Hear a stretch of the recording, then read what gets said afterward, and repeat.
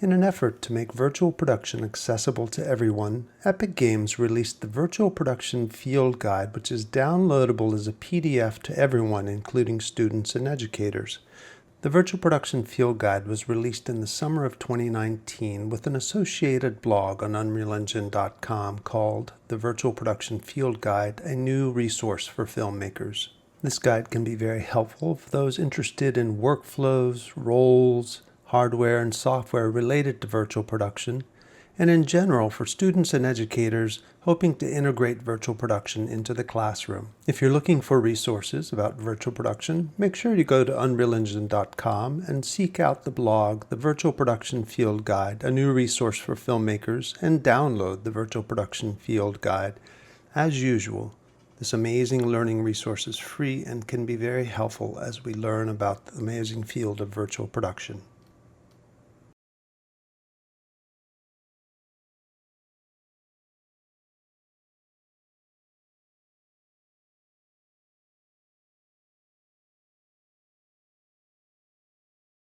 Hello everyone and welcome to another Friday Educator live stream. This one is going to be an exciting one. As we promised last Friday, today we are going to be talking about becoming a AAA audio designer. We've got some today.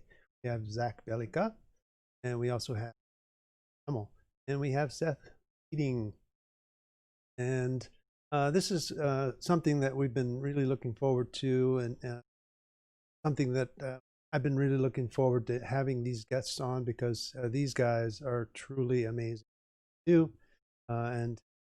You know, I've been talking to Zach about doing a stream on audio design for years now, and I've been talking to Gene about doing this particular stream for months now. And I'm really excited to have Seth on as well, because Seth I met years ago when he had first interned at Epic, and now, you know, years later, he is a technical audio designer, which is a relatively new role. I think even so much at Epic and possibly even in industry. So we're really excited to talk about that. Things are really evolving in many ways in Unreal Engine with the kind of work that this team is doing.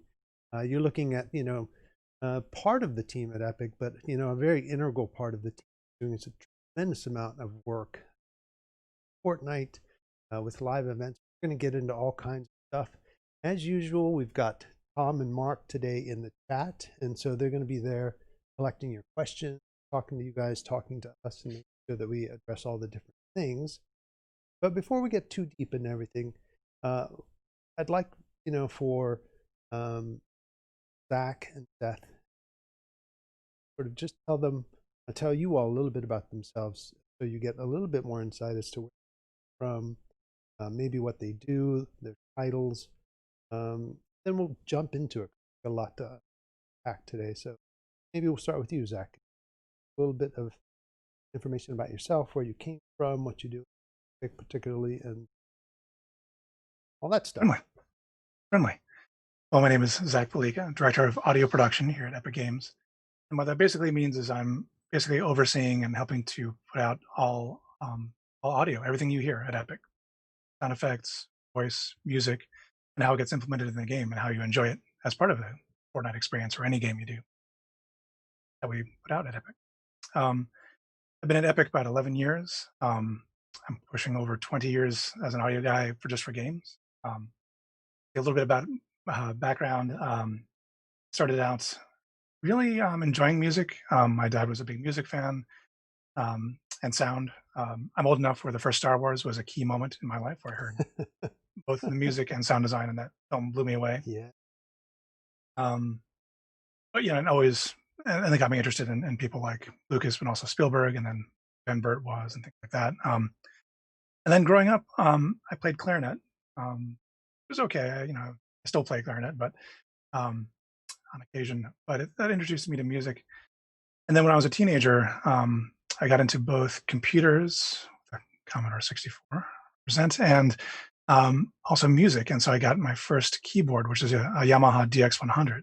So that was right about the time that kind of thing was available. So kind of for a few years as a teenager there, tell myself everything I could find out about computers, how they were made, how software was made.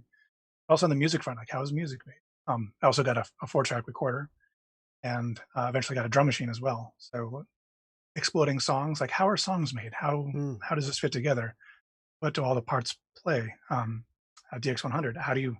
It was not the easiest synth to start on, which was good because it's like, how do I make this thing make the sound that I want using mathematical ratios in a digital interface?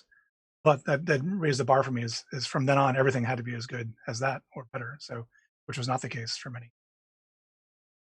So, yeah, so I continue to be interested in music and games. Growing up, it wasn't really seen as a career path. When I went to college, there wasn't really, unless you wanted to go to Berkeley, which but it was either unless you really committed to that music path, there wasn't really a clear path forward in any way. Games were very nascent as an industry. I didn't know anyone in the business and ask about it. I did get exposed. My aunt worked producing music for commercials, so I got to meet some great people like Suzanne Ciani when I was a teenager, and other folks who were like doing really advanced, cool stuff in a very rapid fire production environment. So they had big tech and really clear ideas about. But yeah, so when I was young, I kind of kept doing music and computers and doing my own music. Um, Eventually, kind of proof of who you know in the world is my wife's mother played a woman whose son ran music at a post house in Seattle. So just so happened I was moving out to Seattle, and I said, okay, well here's some tapes of the things I've been working on. And the guys at the studio, they said they liked it, but they said if you can use your powers for good and not evil, maybe you have a shot here. And what they meant was by that time I had sort of because I was doing things on my own and I picked up a digital sampler where you could load sounds in. That taught me even more about sound design and how things layered and how you can repurpose it. My only sources really were commercials and movies, and so I'd Hmm. make entire like music pieces out of found sound, and usually had terrifying and weird results. And so they said, "Okay, we understand. We hear that you have some good ideas, but figure out how to get normal with them so you can sell those." And so that was my next step is working at a post production house, which did both music and sound design and voice for commercials and movies. That's where I got my first real experience with a real studio, learning engineering principles, pretty much hands on, being the night person while everyone uh, got to get great experience. Composer BC Smith, producers that he worked with. Actually, I ended up working with Don Gilmore, who produced Linkin Park, production techniques from him. And so getting that kind of broad experience was humbling too. How little I did know, but how much the audio community in general was pretty giving and pretty welcoming as long as you put in the effort and tried to understand things. Growing, very supportive. And then in the meantime, I kept being interested in computers and games, and always gaming. And I even part of my thing at Post House was it was right at the junction between analog and digital for the recording arts. So they had just transitioned to all digital recording systems and computer-driven sequencers and things like that. And they were a little in awe of this stuff. And to Mm. me, it was just second nature. It's like, oh yeah, this works. Problem. I built additions and scripting and networking and workflows for them, and that's how I introduced them to games. I networked the whole studio with games, and we played Marathon on the Max and other. So, um, So you yeah, hacked I was it always backdoor. yeah, yeah, very much. Well, backdoor and getting those skills up, and then again, it's a kind of thing. As my best friend growing up went to school at RIT for combination CS and EE degrees. So he was a computer science, electrical engineer combo major, and he and some buddies in Dallas got together and made their own game company. And were doing add-ons at the time for Quake. So they did a great add-on for Quake and decided to they got their own deal for a game, and they were looking for an audio person. I Mm. said, "Squee, can I do that?" And they're like, "Well, I don't know." And so I sent them again samples of things that I had learned and done at the post house, both music and sound design and everything.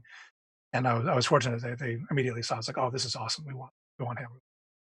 So that was my start into games, and that was also a very lucky um, time where um, storage PC speeds technology was good enough where I could use PCM samples, or in this case, 80 PCM, real sampled sounds for all the sound effects in the game, real digital recordings of music in the game too. So it was really one step closer to that that ideal that I had since Star Wars and also since gaming was, why can't my game sound as good as Star Wars or another movie, but in a way that is reactive to how I play and the kind of fun I like to have, and to do things like the Doom guys that introduced me like, wow, you can really make a huge difference even with primitive samples and primitive music relatively.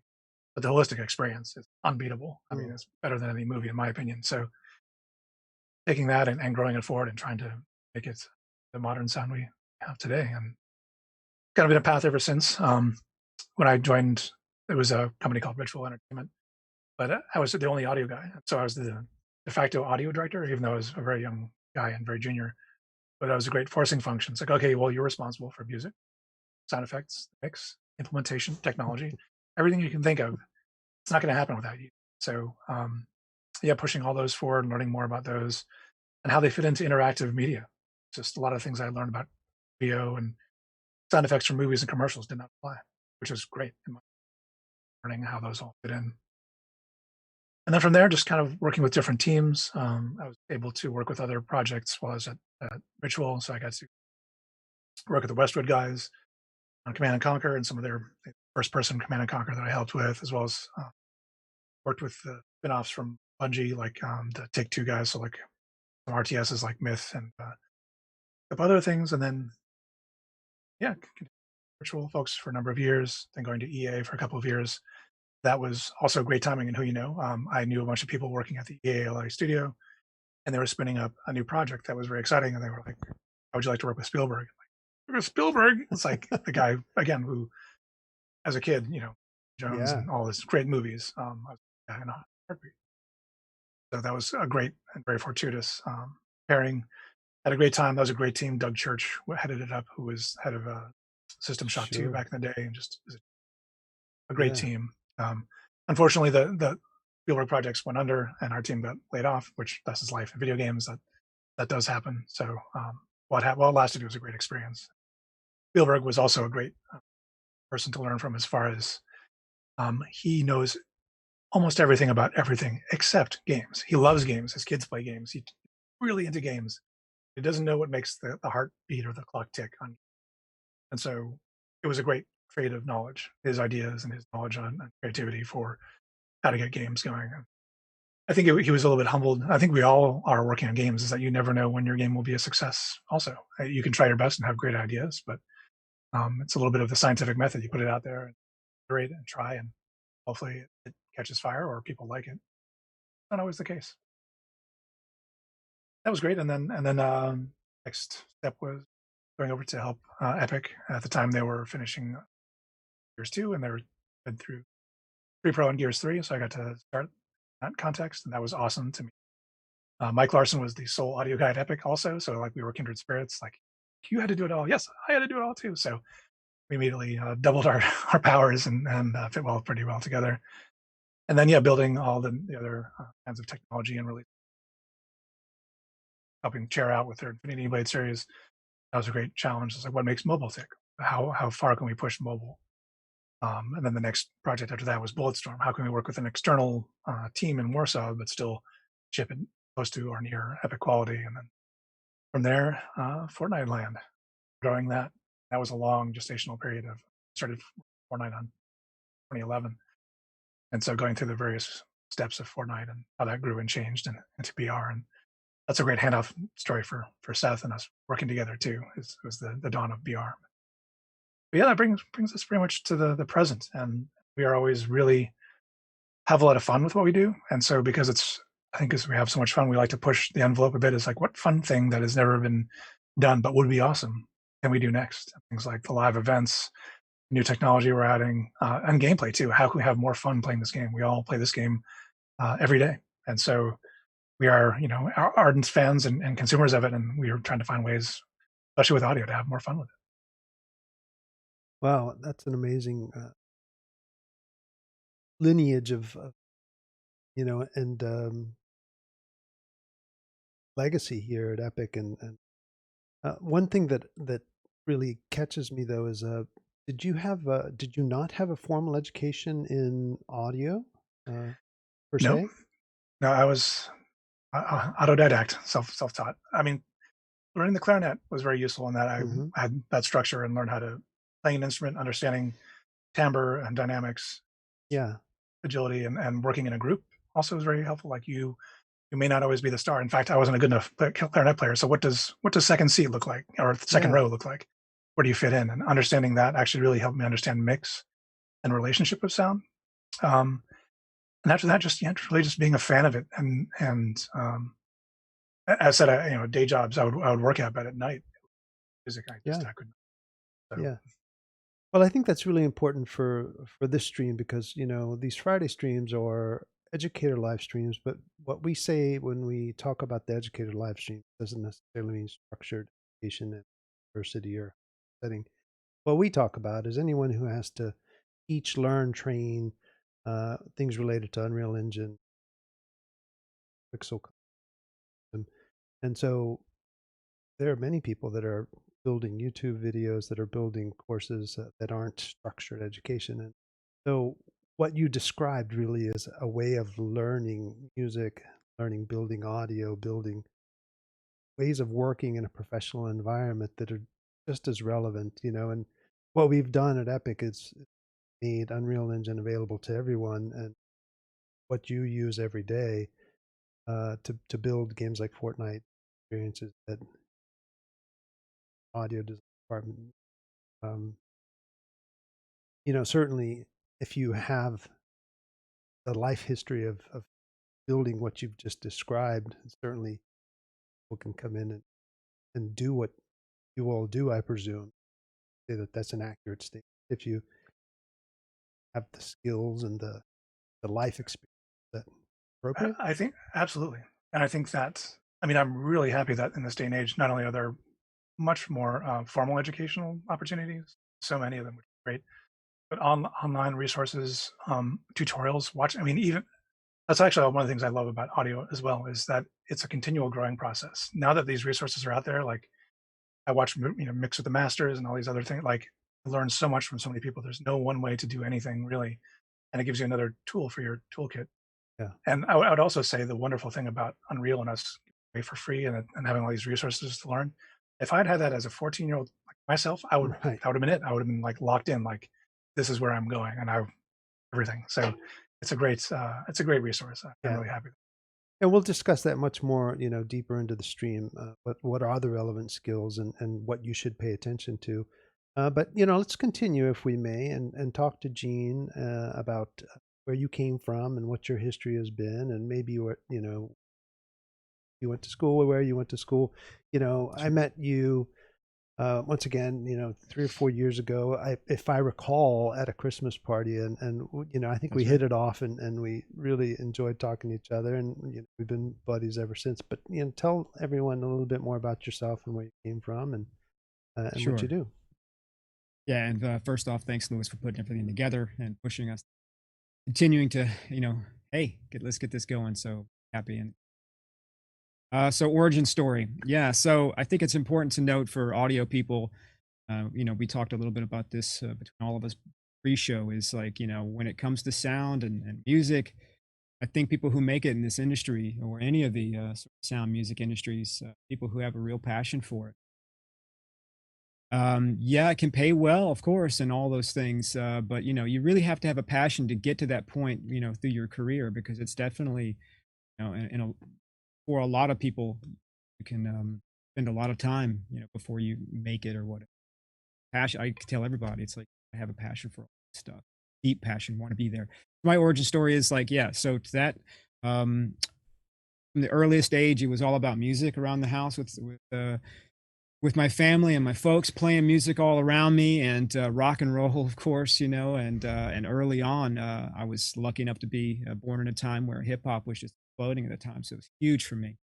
So music in general was a big thing, but of course the consoles, gaming consoles was, that was it in terms of like the first deep dive. And, I remember distinctly and I always talk about this stuff because, in terms of passion and you think about, where you're, especially looking back, like from this point on back to my career, I can think back to the times when I was a kid, I was have dreams about, I can remember a specific dream when I was like 7, 6, 7, 8 years old about video games, and these things just stick in your mind. So you know, I can make what I want of my history. So to me, that was a significant thing. And then music was right after that. So it kind of, coalesced together, and I found guitar, the guitar.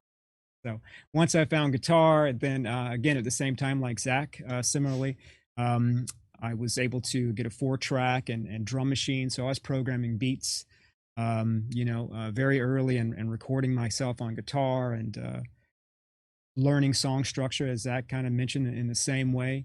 And a big hero of mine, which I'll get to in the origin story here, Steve Vai, was just huge for me in terms of like what he represented and where he came from, the kind of ideals that he was doing, and the music that he was making.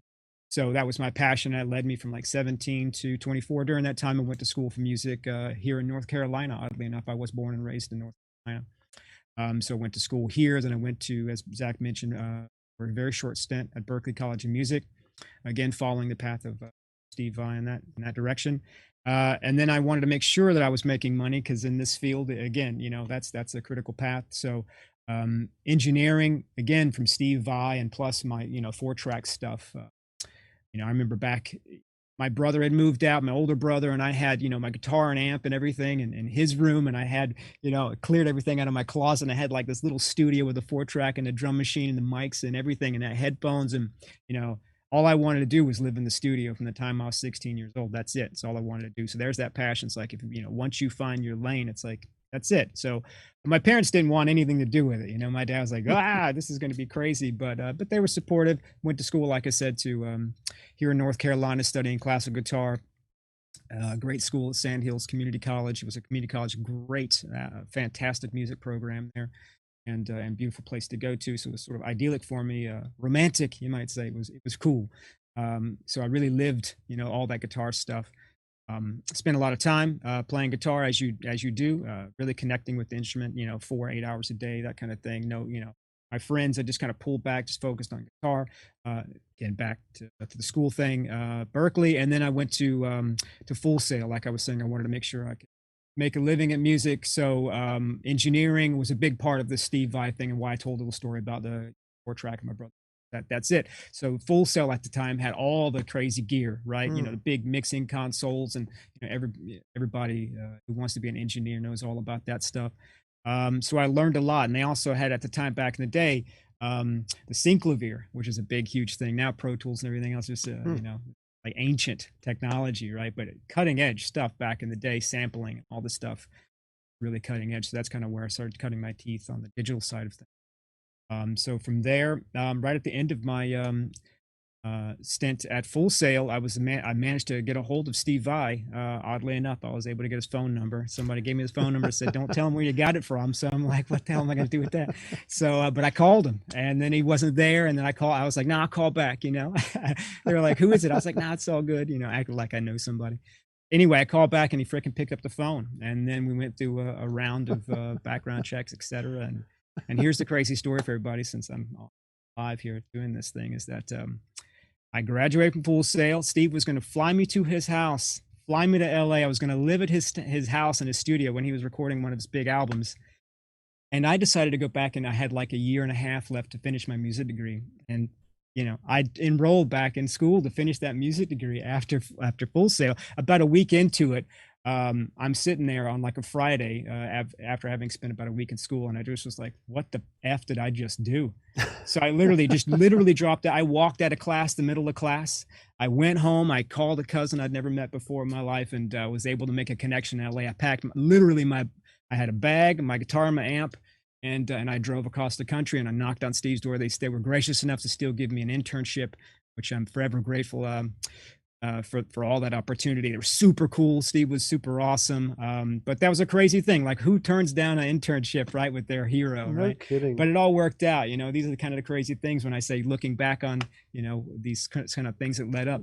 I think so everyone knows. How old are we talking about? You're what, 20 what? So I think I was 24 at the time, 25, something like that. Only when you're 20.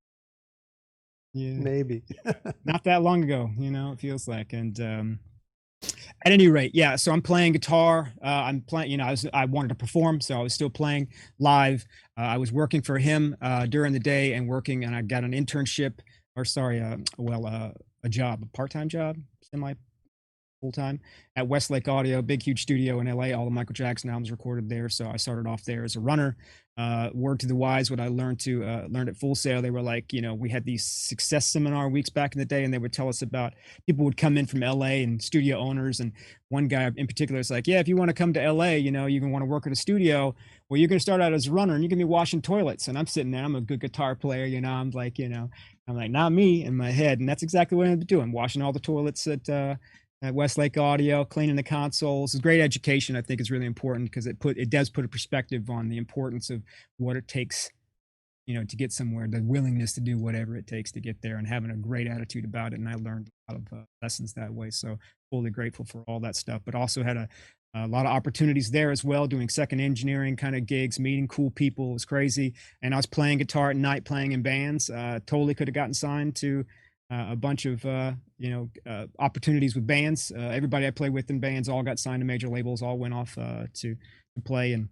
But I met my wife, and I think there it is, kind of your life path. That lifestyle I don't think was just, again, from like the Steve Vai kind of standpoint. It was all about the music, and the partying thing was there, and I wasn't a big huge sort of partying. I was more about the music. So I was also working by this time in post-production. So I got a job at a post-production studio. I decided before I left Full Sail, I was going to give myself like 6 months to decide whether or not, because what I didn't talk about when I was a kid, not only was I doing making beats and stuff like that, emulating hip hop and rock, and making songs, is I was also manipulating my voice, because as a guitar player, you have guitar pedals, you have guitar racks, and processing and all of this kind of stuff with digital processing was at the fingertips. So I was processing my own voice, making myself sound like creatures and stuff like that. And then you go, oh yeah, of course, Star Wars. Like, same thing for me with what Zach was saying, huge. So I was like, I love sound design, I love music, what do I do? So 6 months, almost to the day, I left Westlake Audio and got a job in post-production, and kind of started to go that route while I was still playing guitar at night, that kind of thing. And eventually I started making contact with video game companies, because it dawned on me, I'm like, somebody's making all the sounds for these games. Why am I not, I love film and TV, but, games is obviously the future. And man, how fun would that be, right? How cool would that be? So started making contacts, and was able to get a job at, I was huge into Dungeons and Dragons growing up too. So this one company called Interplay, that's no longer around, but they made games like Fallout and Icewind Dale and Baldur's Gate. And I was able to work on Icewind Dale, and it was amazing. So cool, to work on Dungeons and Dragons stuff, being that time frame. But then I went back into to LA, and I was doing re-recording mixing. So I learned how to mix TV, film and or TVs mainly. So I kind of now I learned starting to, on the firing line, if you will, learning about how, it's when I started to get fast in terms of making judgments as far as quality, mixing, etc., working on TV shows. So I left the games for about a year, and then came back to Interplay when things were kind of changing there. And then from Interplay, went to another company called High Moon Studios, which is still around. They're an Activision company now, but they were working on a game, critically acclaimed game. Didn't do huge numbers, but it was an awesome game called Dark Watch, a vampire western. And that's when I got introduced to Unreal 3, which absolutely changed my life as a sound designer. Had some cool tools at Interplay for the time, but Unreal really, like, for me, as soon as I got introduced to it, it's like from the moment that I got the job at High Moon, it was amazing. I loved, the whole time that I was there working on the games. You also worked on the Bourne Conspiracy game at that time, but Unreal was just like, wow, this is so crazy what this enables an audio designer to be able to do, to work, in parallel with the, the design teams, the animation teams, and have that communication. You're just a much more part of the team. And then what we found at High Moon is, because we just, we were doing vertical slices and Scrum at that time. So it was very important that we hit milestones as a vertical slice. So audio had to be a part of that, like visual effects, audio. But what the fascinating thing was, first for me in a big way, was that the design team, even for smaller reviews, they didn't want to, people like the level designers, the animators, they just didn't even want to show their stuff at all without audio, because they realized that it's a big part of the experience. This big thing, right? But it made their stuff look better, and that's the cool thing about what George Lucas did, back in the day with film, where they played the soundtrack with a finished soundtrack and a focus group, and then another focus group with a unfinished soundtrack, and then lo and behold, people came back and go, "Oh wow, this version with the full soundtrack looked better," right? So there's a synesthesia aspect of what sound can bring. At any rate, awesome. What I learned there with Unreal. So I was there for about 3 or 4 years, and then I had an opportunity at Sony. So I went over to Sony and worked there for a long time, working on all the big games, God of War, and in various capacities, and the Naughty Dog games. And it was amazing time at Sony. I was able to go to Japan and spend time with all the cool guys in London and in the UK, and the Sony family. So many cool people and so many cool games. And at the end of it, at the end of my stint there, I started actually pitching games, several games. One actually ended up going into production at the very end, but the opportunity at Epic came up, and so the creative aspect was just the biggest thing for me. So I really wanted to spend more of my time doing, the actual work. Music never stopped, always doing that stuff, nonstop. Yeah, I wanted to ask you about that a little bit because we talked about this a little bit earlier, and at the end of your time, or closer to the end of your time working there with Sony, you were doing more, I guess, higher level work, and weren't doing Yep. maybe as much time on the box, and so the opportunity to come back to Epic meant that you could actually get back audio and sound Yeah, design. absolutely. So I think that this is something that maybe those of you who teach sound design or are learning sound design, there will possibly is going to come a time when you're like, I have to make a decision whether I'm going to beat the drums or I'm going to pull the oars, and I think Yeah, that that's a it's a good way to really put it. important Well, thing. yeah. Well, I find that great leadership, in regards to, doing stuff is a matter of how relevant you are to your actual craft of what you're, and how you're managing people and how you're connecting with them, from that side of things. And it's important for us, a group like Sony, because I was managing the sound group there for quite a long time. And the thing is that there are a lot of products. I mean, you're talking 10 to 12 products a year, right? AAA games down to smaller games, but it's a massive amount of people across all those game teams, from executives to leads to game directors to, of course, all of the, awesome audio people who are working across the board. We did a lot of great things at Sony. We started a casting group over there too. So that brought a lot, in terms of true what they're people are calling vocap, voice and motion capture together. Hmm. That's really started to blow things up, and Naughty Dog just obviously in God of War as well. But most of the, for example, dialogue Naughty Dog games are coming right off the stage from the actual performance. So not only is the motion capture there, but the voice is happening at the same time. A lot of cutting edge stuff that's going on there, and you're part of that process. But yeah, to your point, the opportunity, especially once I started pitching games and being, kind of way more actively creative in a different sort of capacity, um, while, you know, because the group is so big, you're in and out of the studio or somebody's recording Foley or working on sound design. But yeah, to your point, you're not actively doing that. I was working on, I'd do a trailer here and that kind of thing. And at night, I'd be doing music or I'd be making sounds and that kind of thing, especially when I Yeah. started to pitch games at the end. So yeah, so fast forward, I've just celebrated my 4th year here at Epic, just last week or the week before.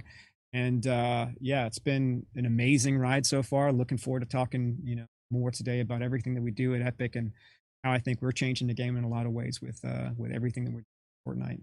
Fantastic. Awesome. All right, now Seth, Hello. maybe we can talk about a situation where, because when I met you, you came in as an intern at Epic, and I think you did some pretty stellar work and maybe didn't have to clean any. Yeah, I went right to Robo Recall, basically. That was my first Would that be an project. appropriate assessment of what occurred in your situation? Yeah, I mean, everybody that I talked to, they were like, what? Like, you're just right out of college, going straight to Robo, working in VR, which is exactly like what I was doing my senior year of college anyways. That transition was pretty seamless. And I felt like like I peaked, you know? But like that's not the case. There's plenty more to go after that. But Now I was you went just to like, can't DigiPen, believe. which is a very reputable academic institution. They use Unreal at a very high level. Mhm. Very good academic partner to Unreal Engine. Many of a good friend there of us in the education department. So we really like those guys. Yeah. But please continue. Yeah. So I mean, I got my start just even playing video games kind of late. I started playing at around 9 years old with the PlayStation 1. My parents were a little restrictive when it came to video games at first, so I was like chomping at the bit to have at it, and they let me around that age and started playing early PlayStation 1 with my brothers and kind of that. I have 3 younger brothers, and so we all just kind of gathered around and had that like communal experience together. My dad even got in on the fun, and that was just a very social thing that brought us together as a family. Was just playing video games. So um, pretty soon after that, I moved to Alaska and spent long winters with nothing to do, kind of up there, and that kind of motivated me to start like fiddling around with the computer and making stuff. Like I was into graphic design a little bit. Um, I picked up a program called GameMaker 7, which is like 2D only for the most part. You could do some 3D stuff with it, but it was very built for 2D. And started making a little game where you could like click the ball and get some points. And I started messing around with scripting, and um, it was pretty basic, but I was only about 12 at the time, and just kind of kept on building stuff all throughout junior high and college. Made some uh, made some friends with like other game developers through like the forum.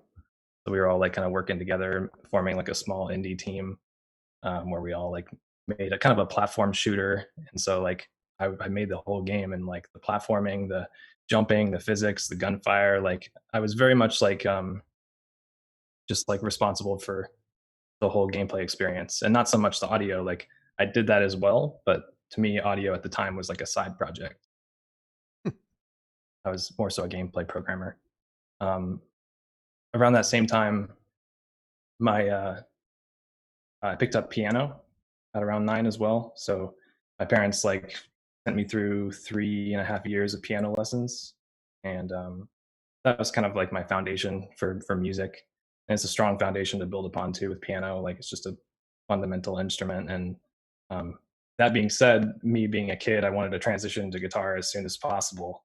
So after about 2 years, I convinced my parents to do that, and I did both at the same time. So I was taking guitar and piano lessons, um, and I only took about 7 months of guitar, and I just started teaching myself after that. So I was just like practicing and trying to copy Joe Satriani and Steve Vai on YouTube, like trying to get all those riffs down and really kind of honing my skills.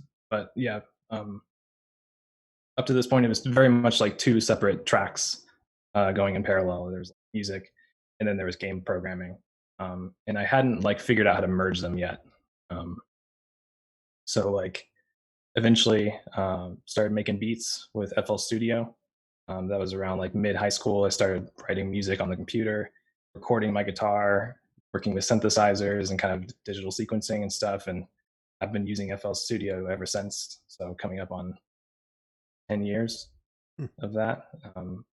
So pretty crazy.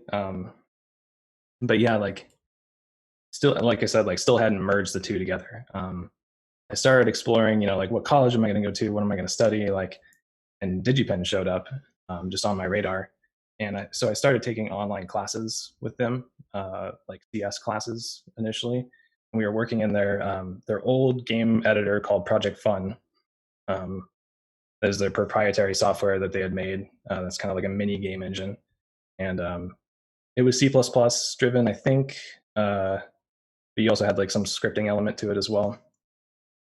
But ended up making a game by myself for like a scholarship competition. It was called Crystal Caverns, and it's like a side-scrolling arcade game kind of thing. And so I did all the pixel art, music, programming, uh, like story and mechanics and stuff. There was 10 levels, and I basically just like worked until 3 a.m. every night for like a good 2 months to make this thing, and ended up winning the scholarship. Um, so that was kind of like why I had the opportunity to go to DigiPen in the first place. Like, man, I managed to make this thing, and it was received really well. Um, so yeah, pretty crazy. DigiPen was like Hard. I said, like I'm sure what's hard. that? I'm sure it was hard. It's very hard, but kind of analogous to like my transition from DigiPen to Epic. My transition from high school to DigiPen was pretty seamless. Like I was still making games. The way that DigiPen had their game programming or their kind of game team classes, it was very kind of hands off at first. Like you just got to jam with your friends and like make something. And of course, there's resources if you have questions, but like nobody told you you had to like work for this amount of hours on your project. It was kind of just loose milestones. You make of it what you will. And yeah, I just poured a lot of time into making games, just like I was doing in high school. Um, and that's kind of where I got exposure a lot more to programming because I was in like a computer science degree. Was in their RTIS degree, which is like a focus on real time interactive simulation. Um, and so, yeah, deep dive on C and C, physics, math, even graphics rendering. I was doing like triangle rasterization stuff, um, rigid body physics. But like the rollout for that was freshman, you had to make like a 2D game in C, and you had to write the whole thing. They gave you a light framework, but everything else was custom. And then sophomore, we were doing a full game engine from scratch in C++ that was 2D, and that was kind of like that was a year-long project at that point. So we got to hire more people, or like hire, I guess, group up with a bigger team of students, and it was at that point, or freshman year, really, where I met two of my best friends, Stan and Aaron, Stanley Hayes and Aaron Johnson. They're here at Epic. I'll get to that later. And that's it's fairly typical for that track at DigiPen, but not especially typical for people that end up in sound design. Say that's appropriate. Yeah, it was very much like, I approached it kind of early on, at least from a gameplay programmer role. Like I wanted to be that, and I also just continuously made music on the side, but I hadn't thought about or even entertained the idea of being like a technical sound designer because I didn't know what that was yet. But if we can just sort of talk about this for a second, I think that so many things are becoming more technical than less. With regards to having something like Unreal Engine, having all the source code available on GitHub. If you can find an interesting marriage, that kind of technical background with artistic, that's only to your advantage if you can. So, anyone on the stream who finds himself in an opportunity where you have the wherewithal to program and understand the basis behind it, by all means,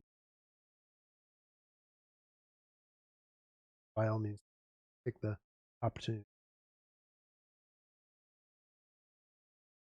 by taking that. Absolutely, yeah. I mean, the fewer black boxes that you can have in the whole grand scheme of things, like when you're working on a game, you put an asset into the game, and maybe that's where it stops. Like you don't know any more than that. There's always room to continue exploring further down depths of like how things work. And I was very interested. I kind of started from a little bit lower, like code, but now we have blueprint scripting, visual scripting on top of that, and we have video middleware, and we have the native audio engine. We have all these different tools around us now that kind of create this spectrum of knowledge of like what it takes to be working in the audio industry. Like you can be at any part in that spectrum and still make a meaningful contribution. You can also occupy a degree, a range across that spectrum. And I think the wider that is, the more, I guess, well-rounded of a technical sound designer you would be. So yeah, ended up, basically like throughout DigiPen was just games, like just making games all the time, and also college. But like it was kind of both of those huge things going together, and I made a lot of meaningful connections, gained a lot of experience there. And I think the turning point for like kind of how things fell into place was my senior year, and I started dabbling in VR. So this is with Stan and Aaron still. We used UE4 for the first time. This was about a year after it had gone free, so perfect timing. It started. That was like the first year that seniors kind of got to adopt it versus making custom tech. It was around that time period in DigiPen where they made that transition, and we were just like, man, how great would it be to just have all the features there for us instead of building it, and we can focus on a game for a year. That'd be really cool. And so we also threw VR on top of it. So we all got like the prototype Oculus DK1s, and there's pictures of us like in a line, the three of us with VR headsets on, like all just sitting there on computers. Like we were the only ones like in the back, just like the weirdos with the VR headsets on. Like, but yeah, we made like a underwater submarine piloting game called Subray, and this was kind of a game that we kept on recreating and iterating on through DigiPen. We started in 2D, then we made a 3D Subray, and like I've just kept on honing that world that we created. And yeah, by the end of it, it was pretty well developed and like had a really cool visual style and audio style that we kind of honed over the years. And we ended up going kind of extracurricular activity, going to this conference called CBR in Seattle, or Bellevue, actually. And this is around the time that Bullet Train was the new hotness from Epic, exploring the VR space, like double wielding akimbo, throwing guns, and doing all this crazy stuff. Like Nick Whiting was giving a presentation there about the optimizations that you have to do for VR, like how to make it perform it and run at 90 hertz and all these things. And we're just sitting there with our jaws on the floor, and like this is so cool. And basically, we'd ended up like I brought my laptop, and I had a trailer for Subray VR like preloaded on it to where I could open it up and press play. And after the conference, we came up to Whiting and just kind of flagged him down nicely and like talked to him in person, and like had the laptop there, and he's like, hey man, can we show you something? Like, can we show you the project that we're working on? And he was like, sure. And then like basically we like followed him to the booth, which was out in the main, more appropriate area to kind of show stuff like that, and showed him the project. And yeah, basically like that was our in. That's amazing. That's amazing. Just like introduction to Nick. And we also had Vanessa Himovich at DigiPen. Like she was a huge resource in like helping us kind of talk to Epic, and like she was good friends with Emily Gabriel, who used to be at Epic, and we kind of like everybody kind of met, and we were talking and trying to discuss like, hey man, would you take all three of us out of DigiPen, and like could we all work for Epic? And somehow that happened. And we started working on Robo Thank Recall. God. Like, yeah, it was really crazy. Like that, taking that jump from DigiPen to Epic, and being able to work on Robo Recall when it was a VR title and very much an early prototype. So yeah, basically was just doing the same stuff I was doing at DigiPen, and got to write a lot of gameplay systems, but also support the team of sound designers that were working on the project, and build systems for their assets to be played in the game, like physics systems, VO system, music system. And at the time, like that was my first task, was let's build a music system for this game that's like dynamic and has support for the combo system. And like the higher your combo, the more intense the music is. I was like, wow, this is a crazy challenge, especially because we didn't have accurate like a music sequencer in Unreal at the time. So I was building something without the tech really to make it, or so I thought. And so made it work. And because I was so close to the music side of it, And because I understood the system so well, started making music for the system just to test it, and music that I thought fit the vibe of the game. And like, it was kind of futuristic and there was robots and you were shooting. So I was like synthwave, like upbeat synthesizers and guitar and retro drums, and trying to get that driving beat in the background. And Zach noticed some of the earlier builds. Like I just kind of checked my stuff in, just had it playing, and eventually like extended an offer for me to like do the soundtrack for the game. So I was kind of juggling two roles now, like making all the music for the project and also doing all this technical sound design and implementation for it. What an amazing story. So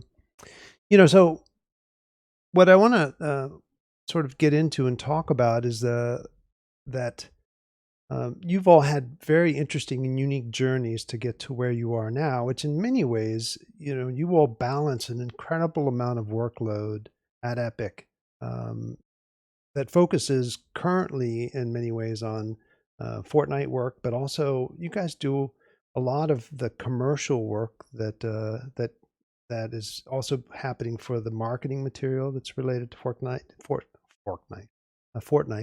But also you do a lot of the live event stuff that is going on, which I understand, which hopefully you guys at the stream have had a chance to participate inside of some of the Fortnite live events, because what you're really looking at is still, in many studios that I've worked in, and I had my own, was one of the lead guys at a game studio where there was one audio guy basically, and for the size of game that Fortnite is and the types of events that we do, this audio team is still relatively small. We don't really talk about numbers on the stream, but you're looking at 3 of the guys that do still a lot of work. And so, what we want to get into in this next segment is, we talked about your very different backgrounds. In many cases, Zach, you came in, from, starting to play an instrument and then starting to explore, various types of digital instruments and, working your way into a professional environment. Gene, you sort of did a similar sort of thing, but you pursued your own passions and you went to LA and you cleaned toilets for a while until you, kind of made it into the game industry. And Seth, you sort of worked your way through very much through a technical track into Epic, but you kind of all find yourselves in the same place doing this amazing thing, working arguably on one of the largest games ever made in the world. But you don't get to rest on any laurels. It's not like you've got a team of, 20, 30, 40 audio designers. You guys, in many ways, you compose the music, right? Let's talk about what you guys do. You compose the music, you play the music, right? Tell me when I'm getting wrong, right? Yeah, no, I think that's an interesting place to start, because one of the things I find philosophically with game audio a lot of times is that music is kept as a very separate element of the production process. Like you go and find a composer and no one in-house does music. And I think that's a fine approach in some cases, and it depends on the kind of game you're working on. Maybe more of a narrative or film-like game, more of a requirement. But as you can kind of hear from Seth's experience with Robo Recall, and also this happened with Gene too, is I knew Gene was coming to Epic, was excited about having a chance to work on music and finding out about his strengths. Like everyone, this is true of all people. All people have their own specialties and interests and passions. So how do you harness them? And also, how do you know the right place to apply your passion and knowledge into the spot? And oftentimes, it's like Seth was saying, it's you have an idea, especially for music. It's like, I think I know what will work here. And by having put in the hours and experience and time iterating previously on experiments, and there are many, many hundreds of hours of failed experiments of mine of audio and music, but the building up, you're ready to be fast, succinct, and understand what point you're trying to get across. Although I would say that we limit the scope of what we do internally generally to smaller, like emotes, generally about 30 seconds, 30 seconds to a minute. We extend sometimes to lobby tracks that are longer. So it at least has a scope and a limit to how much is actually needed. And it's usually just maybe 1 or 2 ideas in one of these emotes. And so it's not, it's like a cross section or a vertical slice of a much larger production. And then anything that gets larger than that, more cinematic or narrative. Uh, Currently, we're working with a very talented composer named Phil Boucher, and he will, and his talents.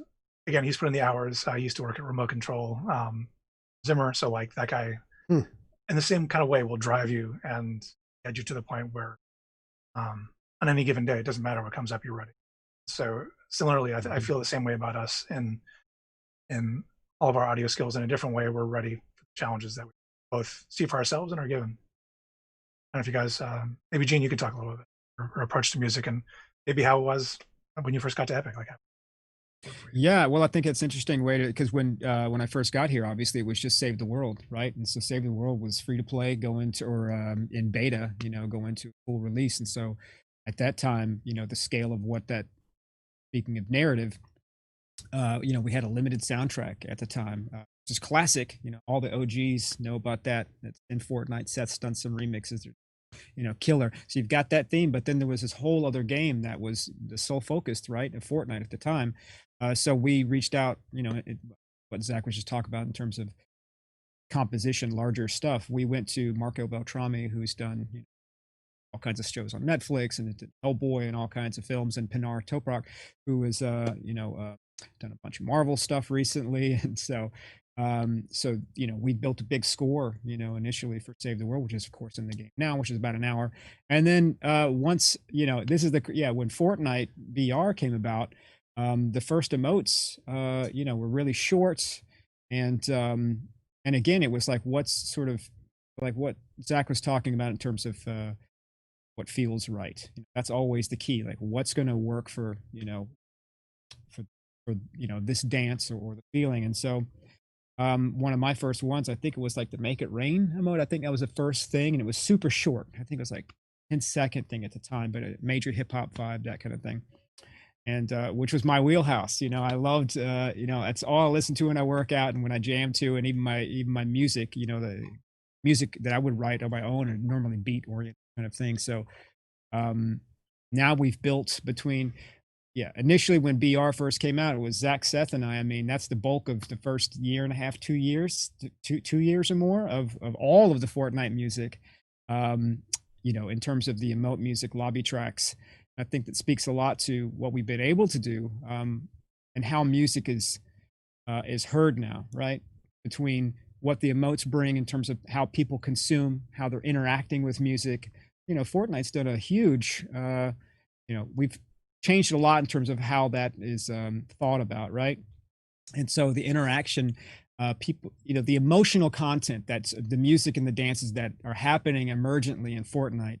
I can't be more proud of the work we've done. And like I said, I don't know how many we did in the first 2.5, 3 years, but you're looking at the three guys who did all that music, and it's, you could look at the YouTube numbers, they're off the charts, it's humongous numbers. And so it's really important in terms of what we've done, because we had to, like you were saying, a composer, we had to score those things. Maybe Zach, you want to talk about the challenges that we have to do with that, because it's not just make a beat and then tie that to an animation. We're scoring just like a composer would to a theme. We're scoring that to a feeling of dance.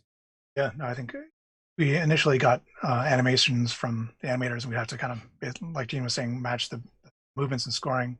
We developed a better rapport with everyone else, and we're kind of all together working on emotes these days, where the movements and music and themes and art are all more unified. So it's driven by the movement, right? So you're can you talk a little bit about that so that people sort of get their head around what really is happening? You're getting animations and you're having to look at it, and you're having to actually compose music based on something that or they're working from a scratch track probably, right? And then you're having to actually compose music based on, you're looking at it, and it's much more complicated in some ways than just composing music, right?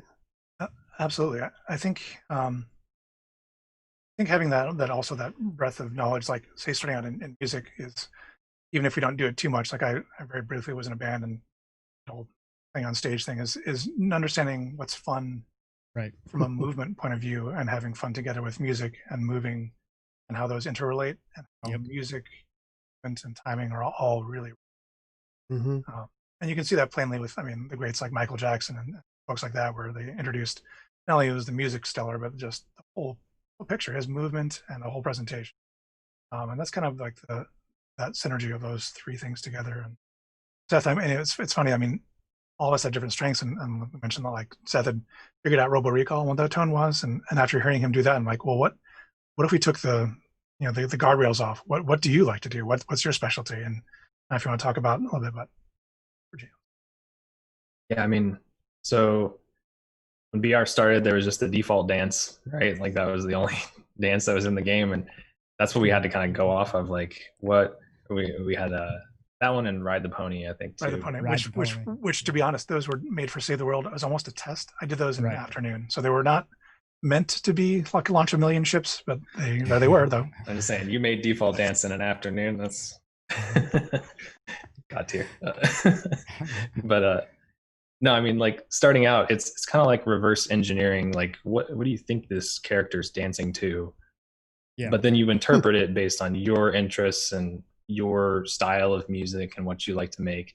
And at first, that was all it was. It was just like, let's crack open another animation. Look at him doing this thing. Let me try to imagine what that sounds like, and then like start jamming to it, and you develop an idea. Pass it around for feedback and stuff. But it's just a lot of fun doing that. I liked the process of coming in without knowing what it should sound like and just seeing kind of movement and dance and trying to develop it that way. That reminds me of the movie The Matrix. You remember they're sitting around and they're having breakfast, and the little guy's talking about, in The Matrix, how do they know what chicken tastes like, right? And maybe we're still all in the Matrix and nobody really knows what chicken tastes like. And I imagine, trying to figure out what a dance should sound like is the same thing. How do you know what the sound should be for this dance? Well, I think one thing to say is that, a lot of people just think you just make a kind of beat, but the tricky part about what we have to do is there's no vocals on these. They have to sell and they have to loop, right? So, and not to oversell sort of what we do here, but there is a lot of thought that has to go into the melodic development, the harmonic development, of course, the syncing that comes with the composition around the dances. And so, they're not whipped out in an afternoon necessarily, an initial idea, riff, or something like that maybe, but you do have to fill up space in a different way and then make space as well, because there's no vocals and these things have to loop. People sit in the game and loop them for a long time. And I think that's just important to think about generally. You're not just taking some random beat and then trying to slap it on with a tempo. It doesn't work like that at all. So being an educational stream, what are the relevant skills? Like, did you just happen to be talented and do this, or what would you, what advice would you give to anyone who thinks that they have the talent or wants to develop the talent? I think that playing an instrument is a great start to help understand things. Developing a critical ear to understand, like that's what Gene and I did growing up, is you hear a song and you're like, so awesome. They have things like Song Exploder right now to kind of examine how songs are made. But even just now, I've developed an ear where I can listen to a song and hear all the parts. Say, okay, they're doing that, and then here's how it moves, and here's the tension that's being built. It's a skill you can develop. I think that the tools and inspiration that are out there are like anyone can do it. I think it's just following the areas that are probably most interesting to you, but also having an ear out for other influences as well. I think that sound mixing it's not quite a dark art, but it's an art that requires a lot of development and experimentation and understanding other genres. Like say you're a hip hop fan, like listening to classical, like for me, like growing up in the 80s and stuff, I loved like 80s pop, things like that. But understanding classical, understanding jazz, understanding choral, all these different kinds of music can teach you at least something about it. Yeah, absolutely. And I think I said that the tools have never been more accessible. When I was starting out, it was just $1 million studio was something you could never dream of, and now on a laptop you can have $1 million studio. So there have been some questions in the stream about, in particular now that we are sort of locked down in COVID and stuck in our rooms, and you guys are clearly not in a studio at Epic, but you're in your homes. Can you just speak a little bit more about the tools and the equipment that maybe isn't, a multi-million-dollar studio like you're saying, but what you're saying in a laptop, you can have 50% of what you need, 100% of what you need, 100%. Is that right? 100%. What do you need? What do you need? Of course, you need Unreal Engine, if you're working in a real-time environment, but what else do you need? Well, Gene, do you want to good cans, right? You need Sure. some good cans. Yeah, I mean, a laptop. I mean, that's the crazy thing about all the, almost 100% of popular music right now is made from producers sitting there in a big studio, but oftentimes they're literally, it's just, they're sitting in front of a, $500,000 console with a laptop on, just jammed in, they're just using it for a volume knob, which I think is fantastic. I think it's awesome because as the kid being, in my 4-track little studio, all my clothes out of my closet so I can act like I got a studio in there. I mean, this is a dream come true. So for, relatively cheap. I mean, there are huge hits now made on iPhones, for God's sakes. The whole thing is shipped on an iPhone. In terms of what technology does now, it's like, yeah, it's at your fingertips. So there is something I think to be said about, connecting with music, whether you play guitar, whether you play piano or drums or, rhythmic. It's kind of like the dance thing. I think, producers, there's a lot of great music, people who can't dance or, making beats or whatever, and they're making killer beats.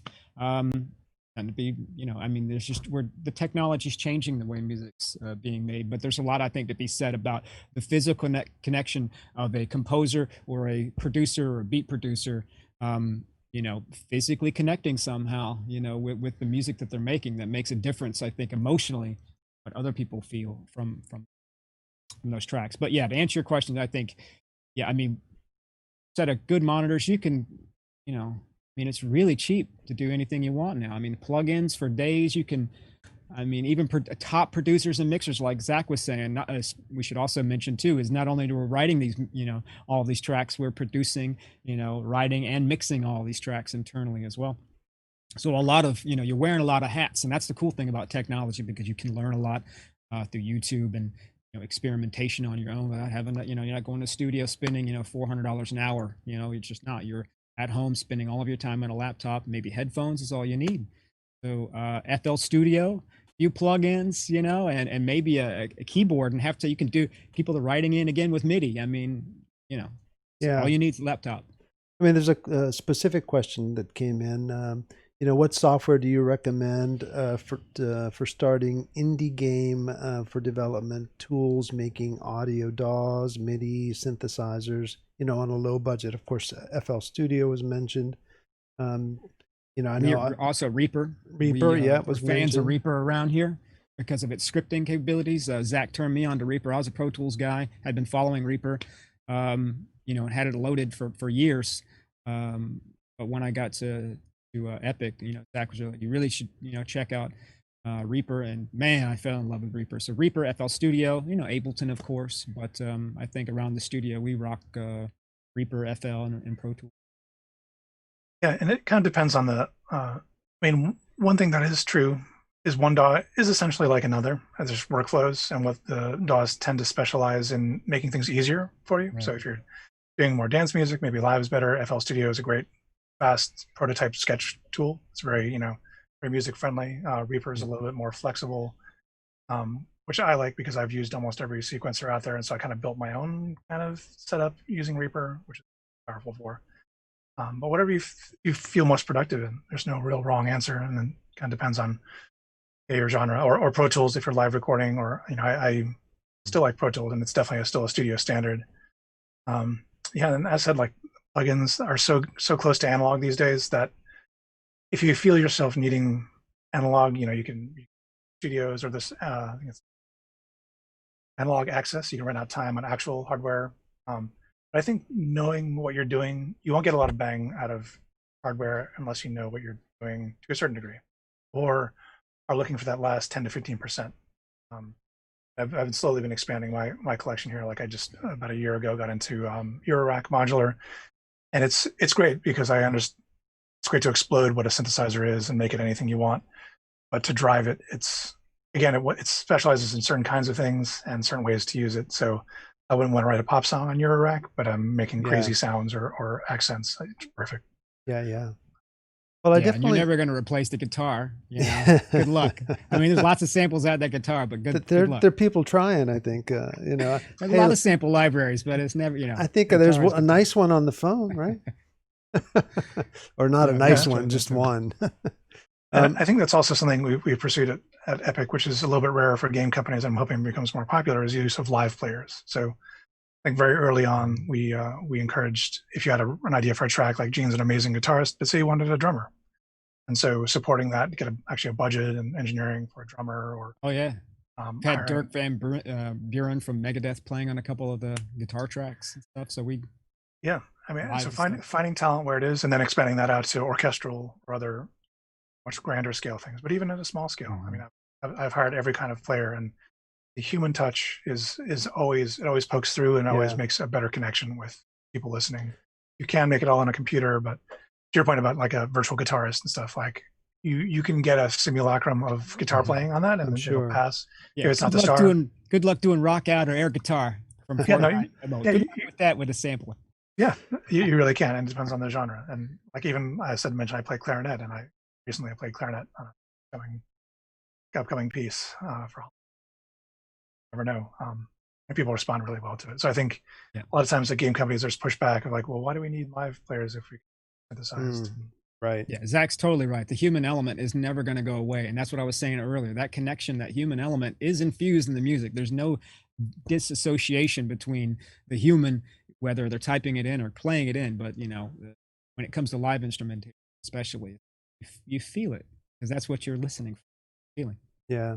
So, you know, I think here in a few minutes, I'm going to encourage you guys to share some of, you know, your screens and share some stuff if you want to. But I also want to close the loop on some other stuff, if we may.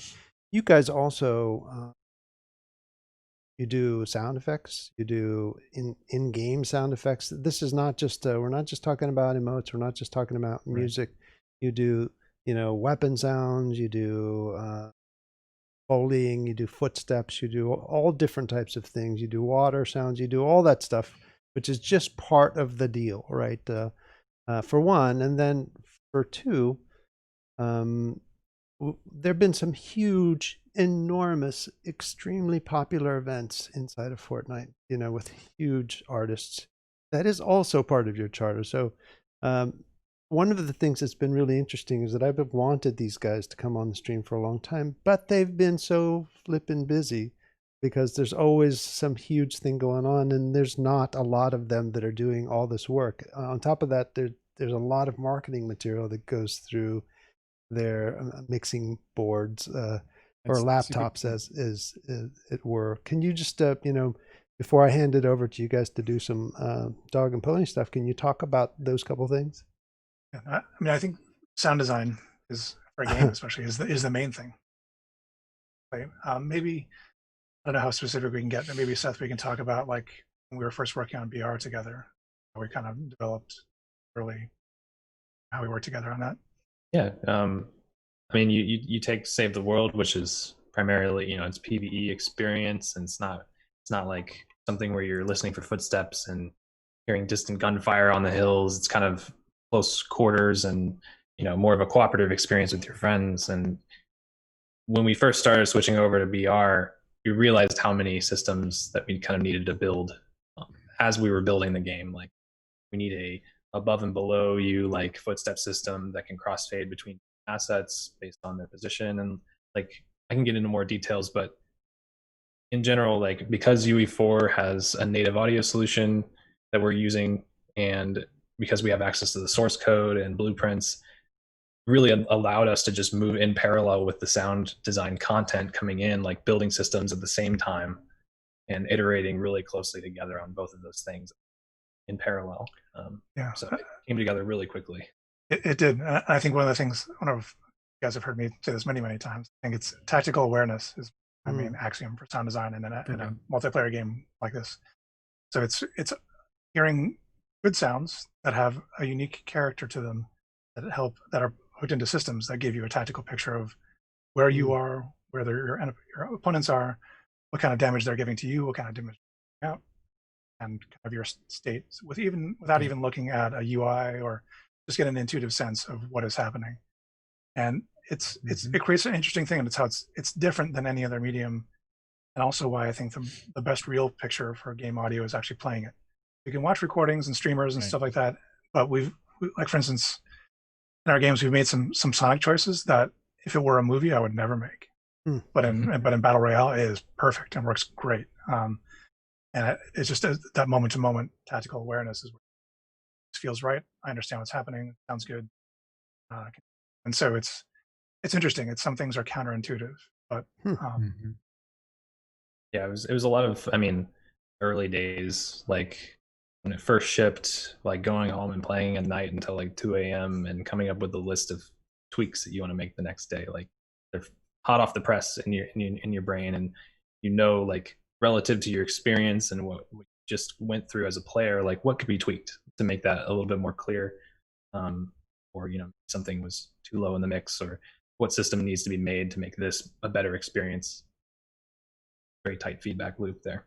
So you're a real chef in the experience. You got to taste everything and go, that's a little too sweet, that's a little too sour, that's a little too dry, and you need to go in there and moisten what you need to moisten at every turn. And it's a big world, so that's really relevant. And there's also a lot to be said about just how fast VR came together, how fast we continue to ship everything on a release schedule that's unlike any other kind of AAA game out there. That's just talking about, practically doing this stuff in real time. Systems and the development and overall audio experience continues to evolve because there's a lot in the game and a lot's changing constantly in the game. So, we have to constantly adapt, which is, I think, it's different. There's not a lot of games out there that for audio team reacting to. Yeah, so I think that covers sort of. We can get a little bit more into specifics of sound design. Maybe I'll talk about that in my individual time, and then let's talk a little bit about events. And actually, Gene and Seth are also the experts at that. So, without being too specific, do you want to talk about some of our recent forays? I think the biggest one, of course, is the Travis Scott concert, which I think for all of us was at Epic and Fortnite fans. And speaking of things that are changed, I mean, that Travis Scott concert changed how music is, it was on Rolling Stone magazine, a Hollywood Reporter, everybody's talking about, what that event meant to how people consume music and how, live events, right? I don't know what to figure how many people showed up in that event. A lot of numbers. It's huge. So, for me personally, it was a highlight. Not only do I love Travis Scott, and I love the, hip hop genre and the music that we're doing with similar to emotes, but to be able to put those things together, have an awareness of the music already. So we whipped up, well, when we first heard about it, I basically put the sequence together, of what eventually became, the concert at the end. So, knowing where to cut back and forth, it's, programming that was the initial, I guess the biggest point about this being an audio talk is it started from the audio, obviously, first, and what that felt like from a concert perspective, right? So we wanted to recreate that feeling that, when you go to and if you've ever been to a Travis Scott show or any show like that, or you've seen the YouTube videos, everybody bouncing at one time and seeing a huge crowd and the emotion, right? That's what we're trying to recreate with the event. And then, then of course you've got the whole 3D side of it, right? It's a whole different experience, and Seth can talk a lot more about what we were doing there in real time, in the game for players individually in their own individual experience. Because that's the thing, it wasn't a canned experience that you're only having one perspective on. It's live, right, for each individual, just like a real concert, right? You're not watching a movie. Yeah, I mean, we've learned a lot about the kind of live event format, how it works within a game, and kind of how audio can help that experience feel more alive and like help players be more engaged with the experience. There's a lot of subtleties to it, and specifically around like, first of all, how do you get people to like congregate together? Like, how do you get people to go over to the stage? Well, audio is a great tool for that. You can have some pre-show music, or like, trying to take you out of the experience of like shooting everybody or like playing the game and like, hey guys, it's time to actually have a concert. Like, let's play some audio and get everybody to kind of congregate. And then you end up with kind of a lot of unique challenges there, which is like, you've got basically what is a virtual mosh pit, of all these players just jumping and With doing random stuff. pickaxes. Yeah, and without any considerations, it's going to sound as hectic as it looks and not be an enjoyable experience. It'd probably blow your head off in terms of volume and all the emotes and stuff. So we've kind of adopted a format of like, hey, let's turn everything down. Let's get you ready for the event. The only thing you're hearing is pre-show music and maybe a couple of your friends nearby. But like for the most part, trying to create that vibe of like the countdown's about to hit 0 and the event's about to start builds that hype for something. Totally. And yeah, like another part of that is, you know, making you feel like there's other human beings there with you. There's kind of a subconscious element to that, which is that we play crowd sounds like in the background for these kinds of things.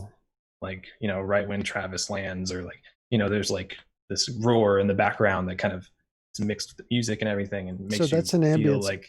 Did you know that you needed to do that, or was something you discovered because it felt wrong to do that, or how do you know that?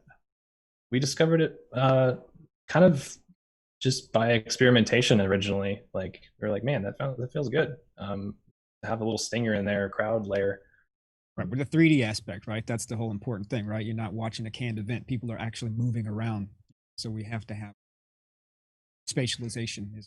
Yeah. So if there's something going on in the scene, you want to make sure that the audio is there attached to that thing and spatialized properly so that it draws your attention to it in the game. Whereas a lot of linear media is, you know, just 2D stereo mix or what have you. Now, if games, you really want to explode that out. Can it just set the stage a little bit, you know, without, just curious if you guys are in a control room, or is this something that you can pre-set up, or how does, you know, for those of people that aren't sure how it actually works, is it something that you can program and then, you know, be at home watching Netflix and just rolls off, or, you know, do you have to be in a control room to drive one of these events? I mean, and don't tell me things and don't tell us things that we aren't allowed to know, because you know, that's not the purpose of the stream. Yeah, I think, I mean, it's mostly just the same workflow. Like we're in Unreal 4, Unreal Engine 4, and we're just like working on the game. It's the same tool set. Yeah, it's definitely more of a hybrid of the linear and real time, but it's absolutely still the same tool set. I think another thing that was interesting, what Seth had mentioned too, is I learned this when I started out in post, is the concept of sweetening an experience. So there's something that's a main thing that's happening. There's many subliminal ways you can guide a player or a listener player, both in 3D space and also emotionally, by adding things that are just at the edge of perception, like the crowd sounds. If they were too loud, you'd be like, "There's no crowd here," but like just enough of it, you're like, "This is a party," you know. And so getting those feelings across with these things, also transitions in and out of sections, and you know, the VFX. Also, actually, maybe you can talk about that a little bit. So the real-time VFX and its relationship to audio. Yeah, I mean, right around that time with Travis and Party Royale, that Party Royale also started to be a thing, which is like, let's create a space that's just, you know, a social gathering for people, and there's music and everybody can just hang out and have a good time, and it feels like kind of in this world that, you know, the music follows you wherever you go, like there's loudspeakers and stuff, and we really just like experimented with making you know, kind of it feel like a living, breathing space with audio. And one thing about that too is we've got, since we have a native audio solution and very much like we have control over all these things, we can do reactive visuals very easily across the game and across any Unreal Engine 4 project. Like you can just make basically just analyze audio as it comes in through any source, get data from it, use that data to drive visuals and make things react dynamically. So really just, it's awesome to make that leap, you know, from like audio driving visuals. Usually audio is subscribing to visuals. Right. So going the other way is really cool. Yeah, and makes it feel, you know, it's all about synchronization, and taking a step back too about, you know, sweetening aspect of the show. I mean, even in Travis Scott concerts, I mean, they're kicking off, you know, depending on where they're at in the show, they're kicking off sound effects themselves, right? Whether it's that, trademark screech that you heard at the end, or any number of effects, pyrotech, that kind of thing. It's a similar kind of idea. Again, we were trying to recreate a virtual stage, which obviously worked for everybody. I think the Travis Scott camp was happy. It was really cool at the end of that thing too, talking about the, finaling that, working on the final mix with Mike Dean, who ended up at the very end putting the synth solo on that takes you out, which is such the surreal, part of the event, at the very at the end of the event, and seeing that all come together was pretty awesome.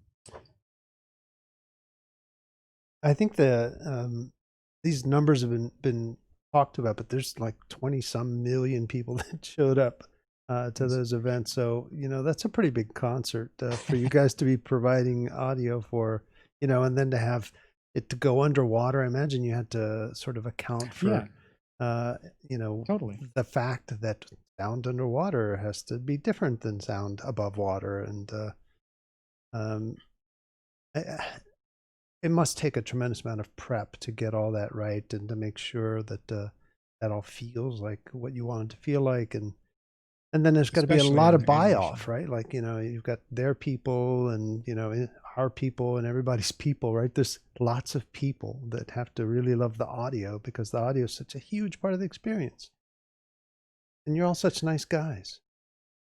I think one of the things that also everyone here is pretty tuned into is audio helping with the fantasy of any given situation. So what's the fantasy of a Travis Scott concert? And if you could do anything in a fantastical setting, do. And I think it's everyone, I think it's part of the fun thing of working at Epic, is get these chances to go. Yeah, we're going to go underwater now with Travis Scott's like, oh, I've never gone underwater. This is going to be awesome. Like, we're going to have fun making some underwater stuff. And then now we're in an asteroid field, like all these different things, all these different fantasies, different ways to make them sound good with sound design, mixed well, music, effects, the whole package. And I think one thing that is unusual about Epic is that there are larger companies, but I think our size is big enough where we can flow with other artists as well. Like the artists who worked on that event were so talented, but also so open to creating those fantasies with us. It's like, oh, what if we got, bubbles or all these, we can bounce ideas off of them. Yeah, they're very creative and positive environment, and everyone is pretty sure. Yeah, well, this is where I'm confused, because you guys look like you get plenty of sleep, and the math doesn't add up to me. I do. Personally. Well, shall we get into you guys sharing, because I don't want to run out of time. How about it? Who wants to go first? Seth, did you work on that? I mean, it's a great segue from what you were just talking about in terms of environmental. I think so. audio and- I think so. Yeah, that'd be great. Lewis, I can give you a quick intro real quick, and then we can roll that video. Roll the bean footage, you mean? Yeah, I guess piggybacking off what we were just talking about with live events and stuff. This morning I opened up the editor and kind of made a test map that has, like a stage, kind of like a virtual music festival environment, just with gray box, nothing crazy because I'm not an artist, but it has a stage and it has some loudspeakers placed around the map, and kind of lets you hear the music from the stage spatialize, like where the loudspeakers are over there. As you get further away, it like kind of gets more muffled and there's more reverb, sounds like a distant concert going on. And then you kind of walk around even behind that and hear the same music being piped through various loudspeakers that are placed. And I made this in about an hour today, just like as a prototype, but illustrating the concept of kind of creating that virtual space for a live event. So yeah, we can go ahead and roll that video. All right, here it comes.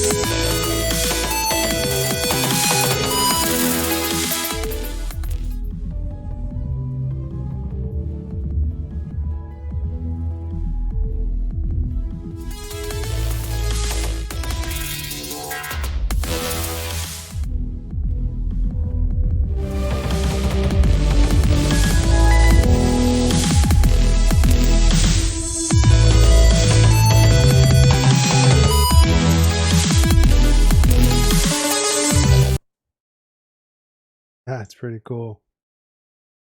Yeah, that was kind of just a general overview of all of the pieces that you could kind of put together to make an experience like that. And I have the editor up too if we want to kind of specific questions about how it's set up or anything. Happy to answer them. But kind of diving into it, I'll go ahead and Yeah, attempt to please. share my screen. Yeah, Go what ahead and is do what is this. all that stuff particularly? Yeah, so is this working? Yes. Cool. So yeah, the pieces here, and it's pretty straightforward. This is basically all the content I made for it here, but we've got kind of the main stage, which I just threw a cube up there, that's emitting a looping music track. And this can be whatever you want. You can make a playlist kind of system out of this that plays multiple tracks in sequence or what have you. But the idea is that the audio that's being routed from this piece of music is being sent kind of dynamically to other parts of the game. We've got this feature in Unreal called source buses. And what that means is you can take kind of a source here, and you can send it to a source bus, and like you basically can route it around to other sources that are placed in the map. So an example of that would be like these loudspeakers over here. I've just got another audio component on these guys, and it's receiving that source bus from the stage. So like just with a couple clicks and a little bit of setup, you can have audio from there being sent over here and do some kind of trippy stuff with that. So it's kind of the basis for some of the stuff we use in Fortnite. I mean, the concept is really powerful to just be able to kind of simulate real world propagation of audio like that. And it's awesome to have something that is as real as a loudspeaker, like be able to work exactly like. Is that And relatively then new tech, or has that been how long has that been in there? And you know, so one of the things that I want to would ask you to talk a little bit more about is, you know, the specific role of technical audio designer. Is that what you're looking at or talking about more now, or? yeah, I'd say we're looking at a little bit more on the technical side, just knowing how to kind of route this stuff around. But it's getting easier and easier as the features come online for straight up sound designers to kind of migrate to real audio and make this stuff themselves. Like, um, you know, the features are getting really and very easy to put together. Like I said, I made this in about an hour. Um, so with a little bit more deep dive into what these features are and how they work, I'm sure this kind of prototype could be made by anybody who put their mind to it. So this kind of setup right here is like the stage. It's playing some music, but we're also in Blueprint doing a very simple script here that's making the scale of the stage kind of pulsate to the incoming audio. So this is kind of a neat event that we're attaching on the audio component that's like, hey, every time we get an envelope value, which is kind of how loud is the sound from 0 to 1, we're taking that value and then we are kind of making a vector out of it and applying that vector to the scale of the stage or the screen in this case. So, you know, it's just kind of pulsating like that. And that's like a key component. You can go crazier with that. You can look at different frequencies. You can break across the whole spectrum of audio coming in, and you can make some awesome visuals kind of out of that core concept. So yeah, pretty cool. I don't have too much else, but that's kind of the main setup. Yeah, and you can drive Niagara systems and other interesting things from that as well. It's really very powerful. And like Seth said, this is, I'd say it's on the, you know, an average game sound designer should probably be able to do this because it's mainly feature work. There's no custom systems or convoluted really setup, I think. But again, knowing the flow of the signal flow, how things are routed, what features are needed. Yeah. Yeah, that's the most important thing in terms of educational side.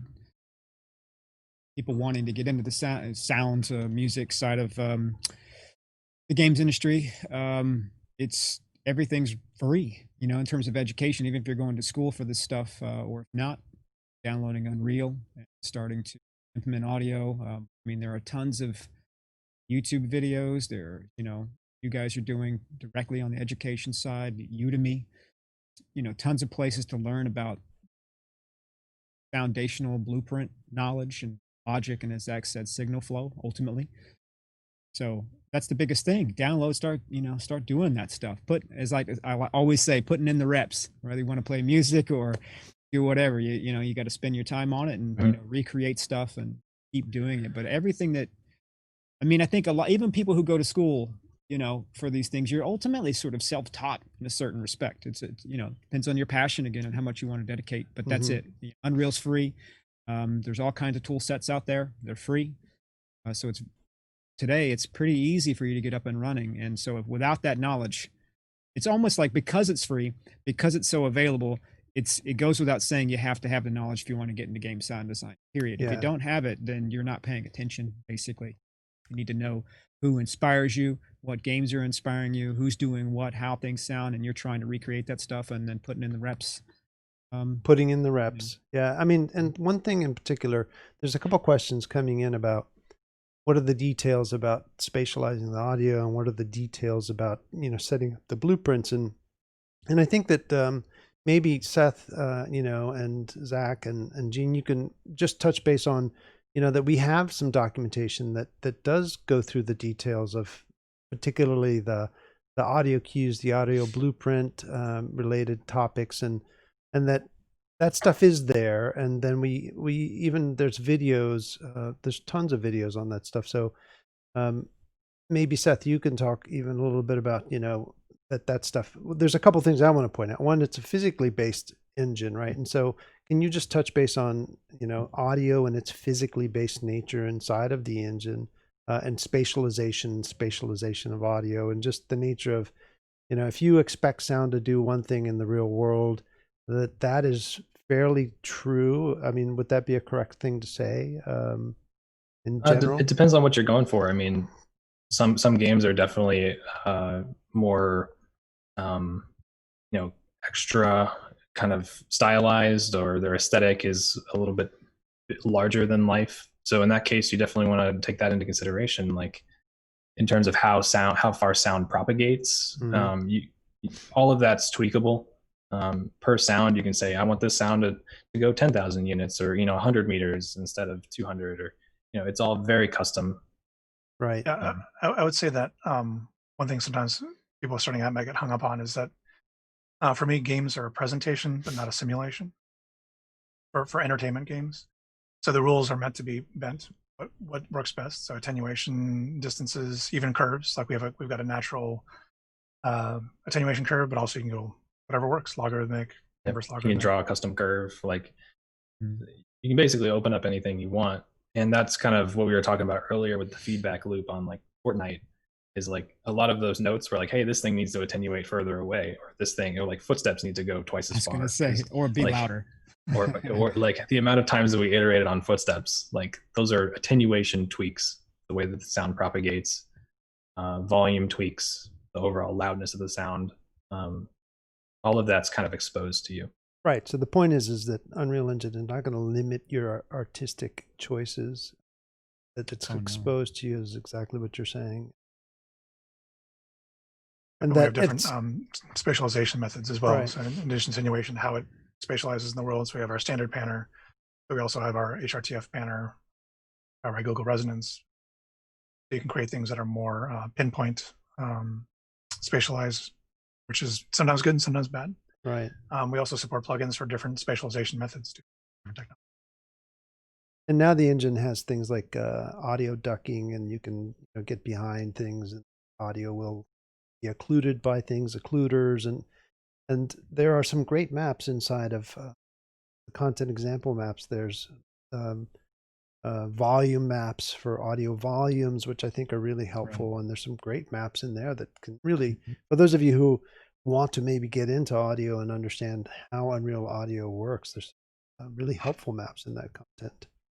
And Dan Reynolds as well. Give him a shout out for all the work that he does to videos and telling us all about all the cool things that are coming down the pipe. There's a lot of stuff. So follow him and stuff that Great. Anything else you want to add, Seth, before we move on to our next sharing session? No, that's about it for me. Perfect. Who's going next? Gene, do you have something, or would you like me to? Yeah. I mean, I didn't. Yeah, other than the video. Yeah, speaking of how busy we are. So no worries. Well, I was going to go next, although it's someone else's website, so I think I can put a link, share a link later. But one of the things also I espouse, in addition to tactical awareness, quite often with folks, is I find a lot of young sound designers or starting out sound designers have trouble with, and I did too, actually starting out, is concept of dense clarity and clear density. So that's a heavy sounding thing, and it sounds palindromic or like doesn't make sense. Like, what do I mean by dense clarity and clear density? The temptation when you start out in audio and in games is to have everything go at once. Like, I want to hear everything. I want to hear everything because it's awesome and it's big. But the human brain, for perception of audio, really is limited on its number of channels it can focus on or topics it can focus on. And Walter Murch broke it down really elegantly, I think. He used kind of like a rainbow system, but you can visualize it however you want. But basically, he's got spectrum that on the left is encoded or meaningful sounds, and it spins through the color chart all the way on the 180 degrees to red or embodied sound. What does that mean? So embodied sounds are sounds that make you feel stuff. Generally music. Music can make you feel things very easily. It's a great tool. On the far side of the other side is encoded, which is speech, is the number one thing for a human to hear, which has both meaning and also emotion, but it's definitely emotion. I mean, information. And sound design is kind of in between. It's got some information and some embodiment feeling to it. And his rule is 2.5. You can kind of perceive 2.5 of those ideas at the outside. Like, that's as far as you should ever go. But so you can hear music and dialogue and maybe a little bit of sound, or a sound and music, but not dialogue, or dialogue and then a sound, maybe. And you have to be careful about overloading your channel count, so to speak, of what the listener can absorb. So it's a good rule of thumb for thinking about, even in the design of a sound itself, like how you want time to move through the complexity of your sound. So a good example is a gunshot. So you fire a gun and then do a thought experiment. Well, what's gun firing? It's trigger, firing hammer hits the hider on the back of the bullet. The bullet explodes its primer, and then the main propellant explodes. Bullet goes out of the barrel, flies away. The mechanism of the gun moves back and tries to chamber, even on an automatic weapon, tries to chamber a new round, goes back into place. So you can hear this a sequence of events happening there that will, the more clear you can make them in time, the more impact they will have because they can be understood. And that's also writ large on a mix. So if you're firing a gun and someone's shouting and there's music playing, but you have to make choices at any moment. What is the most important thing and what can fall away? So you can use mix principles too. So Walter Murch talks about when he was first working on Apocalypse Now, and from shot to shot to shot, things disappear and the viewer has no idea they disappear. In this shot, there are helicopters. The very next shot, there's a giant helicopter and no sound on the helicopter because your brain is understanding something different. Someone is talking and there's music. So these are perceptual tricks that you can use to both make yourself better understood and also have more impact. It's an interesting thing because games are systemic and designers are making part of the game. They're making part of the game, and programmers and everyone. And so unintentionally, you got traffic jams of experience where things kind of bunch up. So that's also a great area for a technical sound designer to help with because, like Seth was pointing out, his experience making games and making all these different systems allows him to walk in these different fields and speak with a relatively informed voice about, I understand what's happening in your world. Here's what's happening in our world. Let's figure out a solution to make the whole world a better place and figure things out. But it's even true, as I said, in linear media or even movies or cinematics or any part of your game that you control.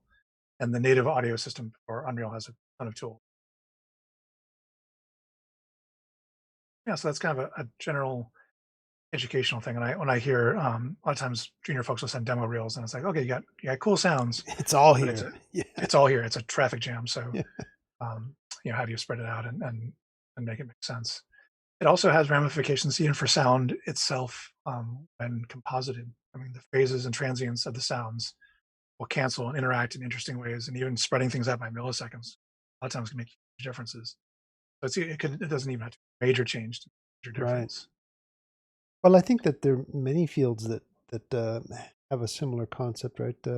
Your chefs give the palate a time to rest. Your visual designers give the eye a chance to, because it's that pause that gives the brain to appreciate what it's heard or seen or tasted, whatever the case is, and there is where crafting occurs, and the opportunity to appreciate the crafting that's been presented. And I think that what you just described makes, or helps us to appreciate audio design and become familiar when we recognize great audio in films and experiences that we take for granted. And I think being able to take them for granted is actually helpful, right? Because when you're like, that was great, I'm not sure why it was great. Was it the audio? Was it the visuals? Was it the combination of all of them? But it's what makes us go, well, that was a beautiful person. And we're like, I don't know why they're beautiful, but it's the placement of the nose, the eyes, or whatever. We become very familiar as humans with those things, and we can't explain them. But then you just explained it for audio, and then it makes perfect sense. And then somebody teaches us about why a film looks good or a dish tastes good. It's because, oh, well, I gave you time to let your palate rest, or I gave visual design the opportunity to let your eye rest, or whatever the case is. And it's a great point. Absolutely, fatigue is a problem with action games, too much all the time. Yes. But there are even physical principles based on lower frequency sound waves have a larger wavelength and take longer to manifest. Give them time to hear. So that's also where a lot of early problems, that are hard to overcome, but they're necessary, like bass pollution, because bass grows up over time. And anyway, that's part of the interesting. Palette. Yeah. Another topic I haven't really approached so far, also voice acting and voiceover. Yes. And I did a talk a few years ago with a scientist about neuropsychology of game audio and the brain perceives sound and how you emotionally process sound. And voice is the number one thing. If you hear anything in a sound, if someone's talking, that's the thing. No exception to that, really. Interesting. We're just wired to listen to that. So, fight or flight stuff too. It's ingrained. I was going to speak on that a second ago. It's the psychological side. So, like, I think to Zach's point about the voice. Let's get back to. But the same thing with your cell phone ringing, an alarm clock. Great directors understand the psychological connection that we are either patterned and ingrained in us over time, or are something that's human, like a heartbeat, like voice. These are the things. It's same thing with like playing, for example, that human element is always going to connect. And that's why, in anything with audio, voice, there's three, and voice is king. That's a great point. Before I forget too, that's another thing in the study the neuropsychology talk about the jump scare. That is a real thing. It short circuits your frontal lobe. So those jump scares don't go through your thought processes. It goes straight to your middle brain, hypothalamus, or whatever. And it's the fastest route for a sound to make you react. You can't react faster than that, but you don't know it when you're happening. You can't control it. You simply can't. So they're effective, but just don't. They feel cheap though because of it. Like if you felt like I didn't want to do that and I did that. True. But so voice balancing that.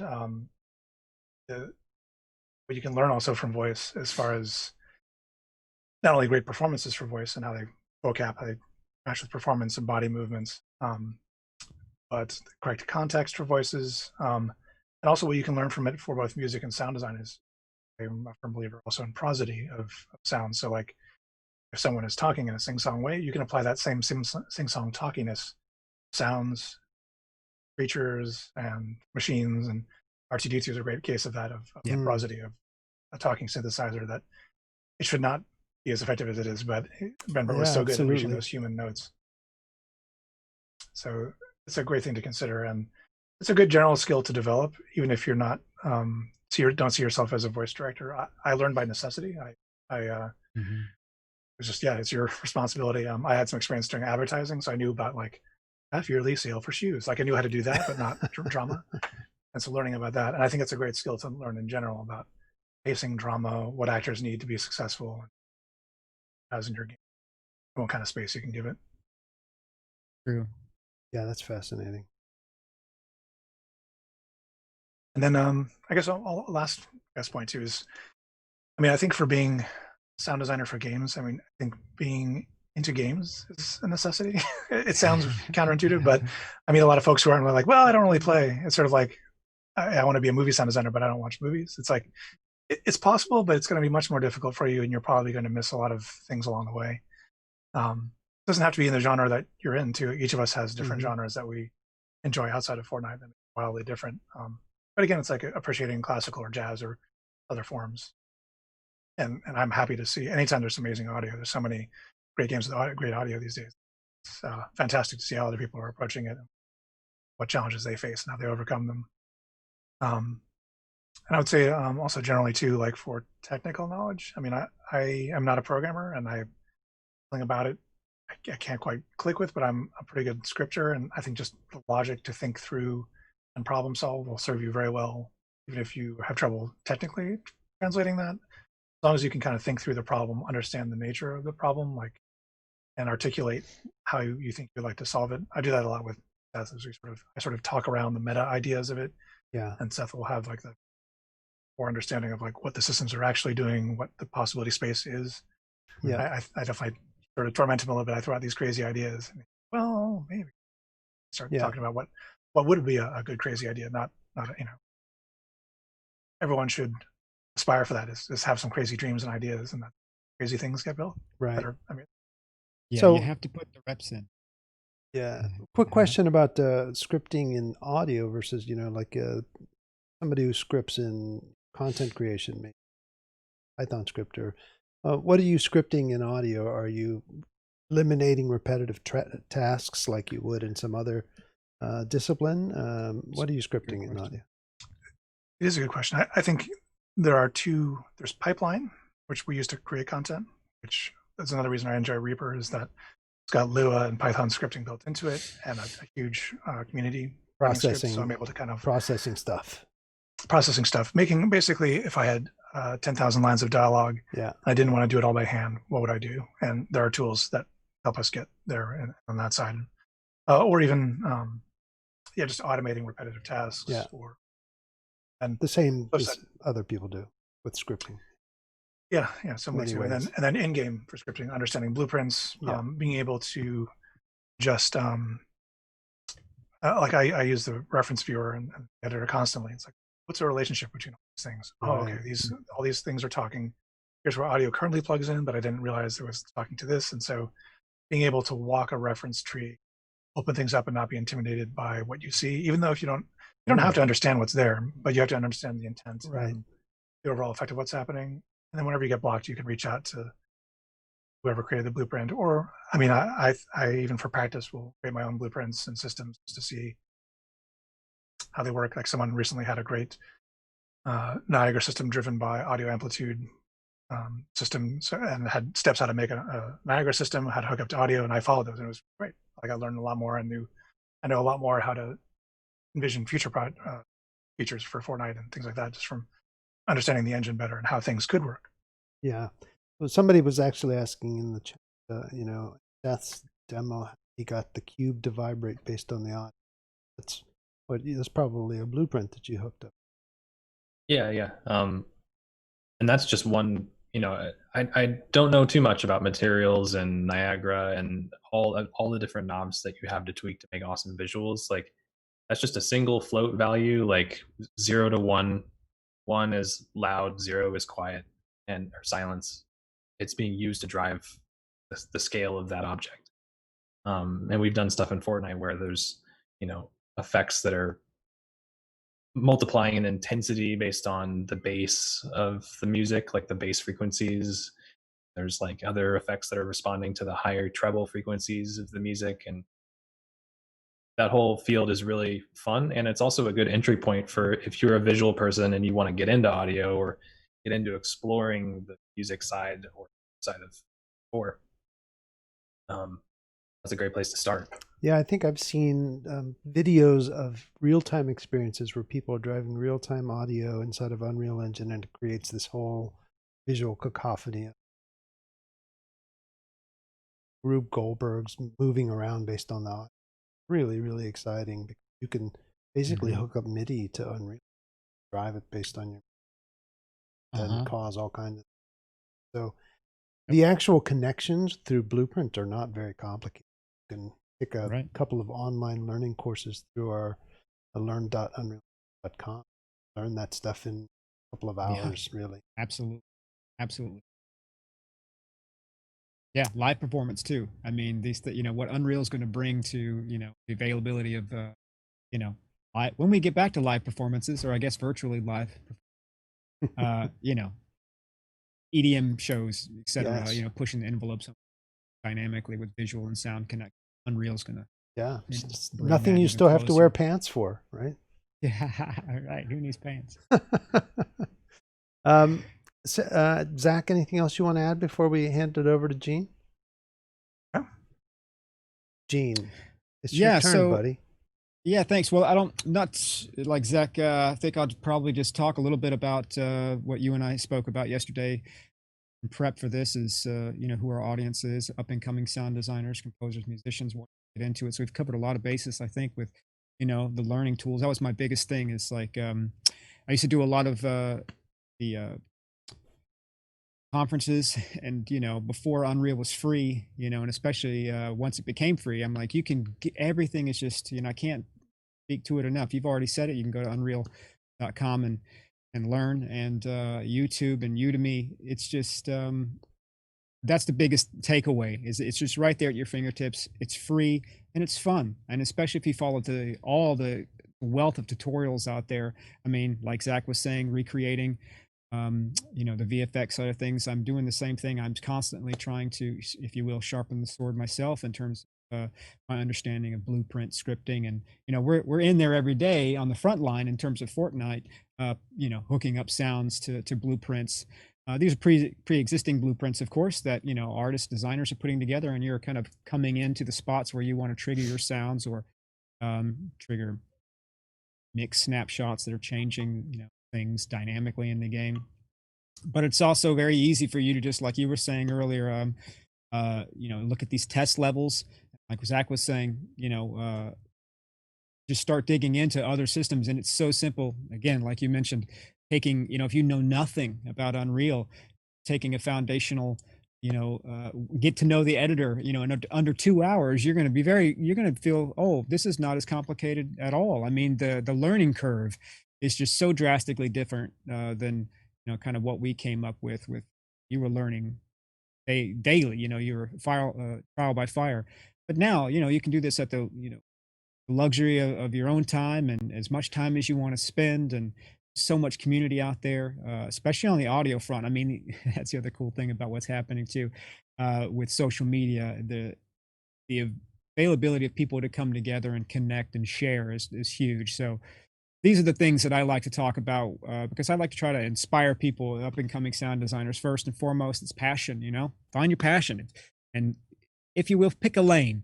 Like, you can love music, and you can want to be, like I was 50-50. I wasn't sure if I wanted to continue, trying to be a rock star, if I wanted to be a sound designer rock star. I was like, I wasn't sure. I think I figured it out here eventually. But, the important thing is, and I've had other conversations, over time in the past about people having a similar thing. Well, I didn't know what I wanted to do, whether it was music or sound design. But at the end of the day, for us, for example, if we're hiring for Fortnite, we're probably hiring a sound designer in this aspect.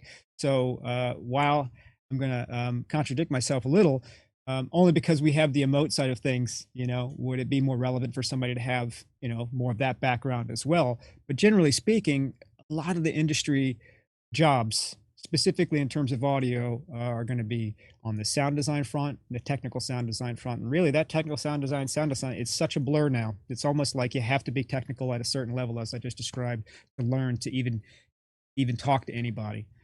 However, there is the quality bar in terms of film. Like, what is that aesthetic? There's dynamics, everything we just talked about, the psychological side of what it takes to get there. So you have to put in a lot of reps just on the linear side of things for you to understand and get in your head, what things sound like so you can recreate those sounds and ultimately do them fast. So I've mentioned before, we move very fast on Fortnite. Our releases are, frequent and abundant in terms of the content. So, the getting fast is important, but not fast, to lose the quality. But I'm saying that it's important to identify for yourself, find your inspiration so that you can know, where you're going. I mean, it's such an important thing. I always tell people, young people, project yourself into the future 10 years and try to look back. But, where do you want to be? You got to have a goal. I think that's so much things that aren't talked about, in terms of the psychological makeup of what you need to do, because it's easy to say, I really want to do this, but it's a different thing to say, what's it going to take 5 to 10 years to get to that point? Because like for me, engineering was a big thing. So I went to working at Westlake Audio, started talking to a lot of engineers, and for them, it was 10 years, 20 years before they started to make actually any real money, and it's hard living in LA, making minimum wage or just over it, So again, sacrifices, like you got to you want to do it, be willing to do whatever it takes to do it. So again, for me, I like to inspire people by telling them to, to find their passion. Maybe it goes without saying, but I feel it's important to talk about these things because that's, that is what's going to get and make you different than somebody else. I can't tell you how many times I've talked to people, who's your inspiration first? And if you don't have an answer for that, like who's your favorite sound designer if you want to be a sound designer? Who is that and what are they doing? If it's games, if it's film, it doesn't matter. You just need to have an answer and speak to it and have a passion about what it is, because that'll come through in your work. And have you downloaded Unreal or any engine out there that allows you to understand the implementation? If you haven't done that, then definitely do those things, because that's Unreal. area of entry. You're not getting in without these things. So so the mindsets and the habits, I think, are what's really important. Understanding that you need to fight, like you were saying, you were joking earlier about work-life balance, all of these things. Talk about these things and work with your peers. And I would say also that passion does help with games are amazingly fun to work on, but there is a lot of hard work and sometimes some very difficult work to do. And so having that passion, I mean, I feel like I have fun all the time, but there are many difficult things I do that if someone didn't have the passion, they'd be like, why am I doing this? Yeah, the emotes are fun as hell too, but birthing these things is, can be quite the challenge, all those things. So so jump in and learn all the systems is what I Yeah, and actually that's probably one last thing I would say about emotes, but also this is true for any creative endeavor, is developing your sense of flow. So there are days when you will not feel creative, and yet you are creative. So understanding things that can help you get into flow faster and easier. Part of that, like to Gene's point, is practicing and understanding what's going to be the best use to practice on and get through, so that you can start. Generally speaking, once you start get in the flow or zone, once you have several in ramps, so to speak, some ways you can get into that state, easier and better it gets. But it's something I think that every professional creative has a different strategy for, but it's definitely not everything. And again, there are days when it's like, man, how am I going to get there? But yeah, having those strategies is good. And learning to juggle. And again, coming back to that attitude. That's it. Attitude. You got to have a great attitude. You got to be willing to do whatever it takes. The washing toilets is a joke, but it's important because you're juggling, for any given day, Seth, Zach, and myself, anybody on the team, anybody, you're going to be juggling emails. You're going to be juggling a blueprint. You're going to be, here comes a bug. It's got to go in right now. And all of a sudden, but I'm in my flow. Now you got to leave your flow, come back to your flow. And that only you're going to get there by kind of thinking about the process. You really got to develop and think about your habits. That's fantastic. You want to share this video? Do we have a video? Yes, you had a video. Oh, I thought that was played at the very beginning. We didn't play it at the very beginning. We didn't play it at the very beginning. Shit, we're supposed to play it then.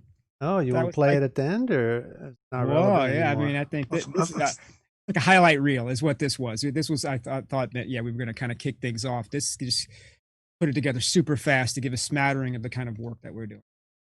Well, I think it might be a good punctuation. What do you think? Excellent. I think it'd be good punctuation. Are there any other questions, or we can go to the? There have been a number of different questions. I think that we've addressed a lot of them through the stream. Tom and Mark have been very active in talking to the community in general about the questions. Guys, do you see anything in general, Mark and Tom, or anyone want to bring in any significant questions as we start to wrap up and get into the punctuation and sort of share with you a video that is the highlight reel of the audio team? And I think that the Mark and Tom have been really good at really heading off many of the technical questions. Do you use voice, then transfer it into a sound effect? Sure. Yes, as a layer for sure. All the time. That's why we got mics. Yeah, I mean, like I was talking about prosody, like I've definitely made sounds where I have basically mouth acted it first. This guy goes, like Totally. record it and build up a skill, a framework around it, and then you can even take out your source, or you can leave it in as a little bit of glue. You can process anything these days with your voice. I mean, there's so different ways of, again, putting in those reps, playing with plugins and just playing. I mean, you have to do all these things or else you don't know when you need it, how to get back and do these things quick if you haven't played enough to know. Yeah, there's sometimes I've been searching for like the right sample to use in a beat, and I'll just like put a bunch of reverb on my voice, and it's like unrecognizable anymore, but it's exactly what I had in my head. Yep. So. Emotional connection too. Absolutely. Subliminal, yes. And yes, this will be available. We'll pull down the VOD and turn it into a YouTube video, and it'll go up on the Educator live stream playlist. There's probably already 20-some videos that is this stream, so be sure to check it out. This is part of a becoming a AAA audio designer, becoming a AAA technical artist, becoming a AAA character artist, environment artist, and we look forward to having some of our effects artists and animators and so forth also come and talk about, the relevant skills, what the journeys and paths have been, some of the specifics, a lot of the specifics of Unreal Engine. But I think it's been really a treat to have Zach and Gene and Seth to come and share really specifically about, their workloads, what are specific about some of the specifics around Fortnite and the events. I personally, when I started talking to these guys about what they do and what they've done recently, I was really blown away, because I know it took a while to, be able to actually clear enough schedule for them to be here. So it's really, thank you guys for being able to make time to be on the stream. And I think that everyone really appreciates you being here. There is one question that's popping through. Are there any plans for UE5 that affect audio in particular? Is there anything that you guys can say about what's going to happen in UE5 and audio? I think just as a general approach is that our new audio technology foundation is great and is having spawning some great features. I think tools and how you work with the editor and also the engagement experience are something we're focusing on.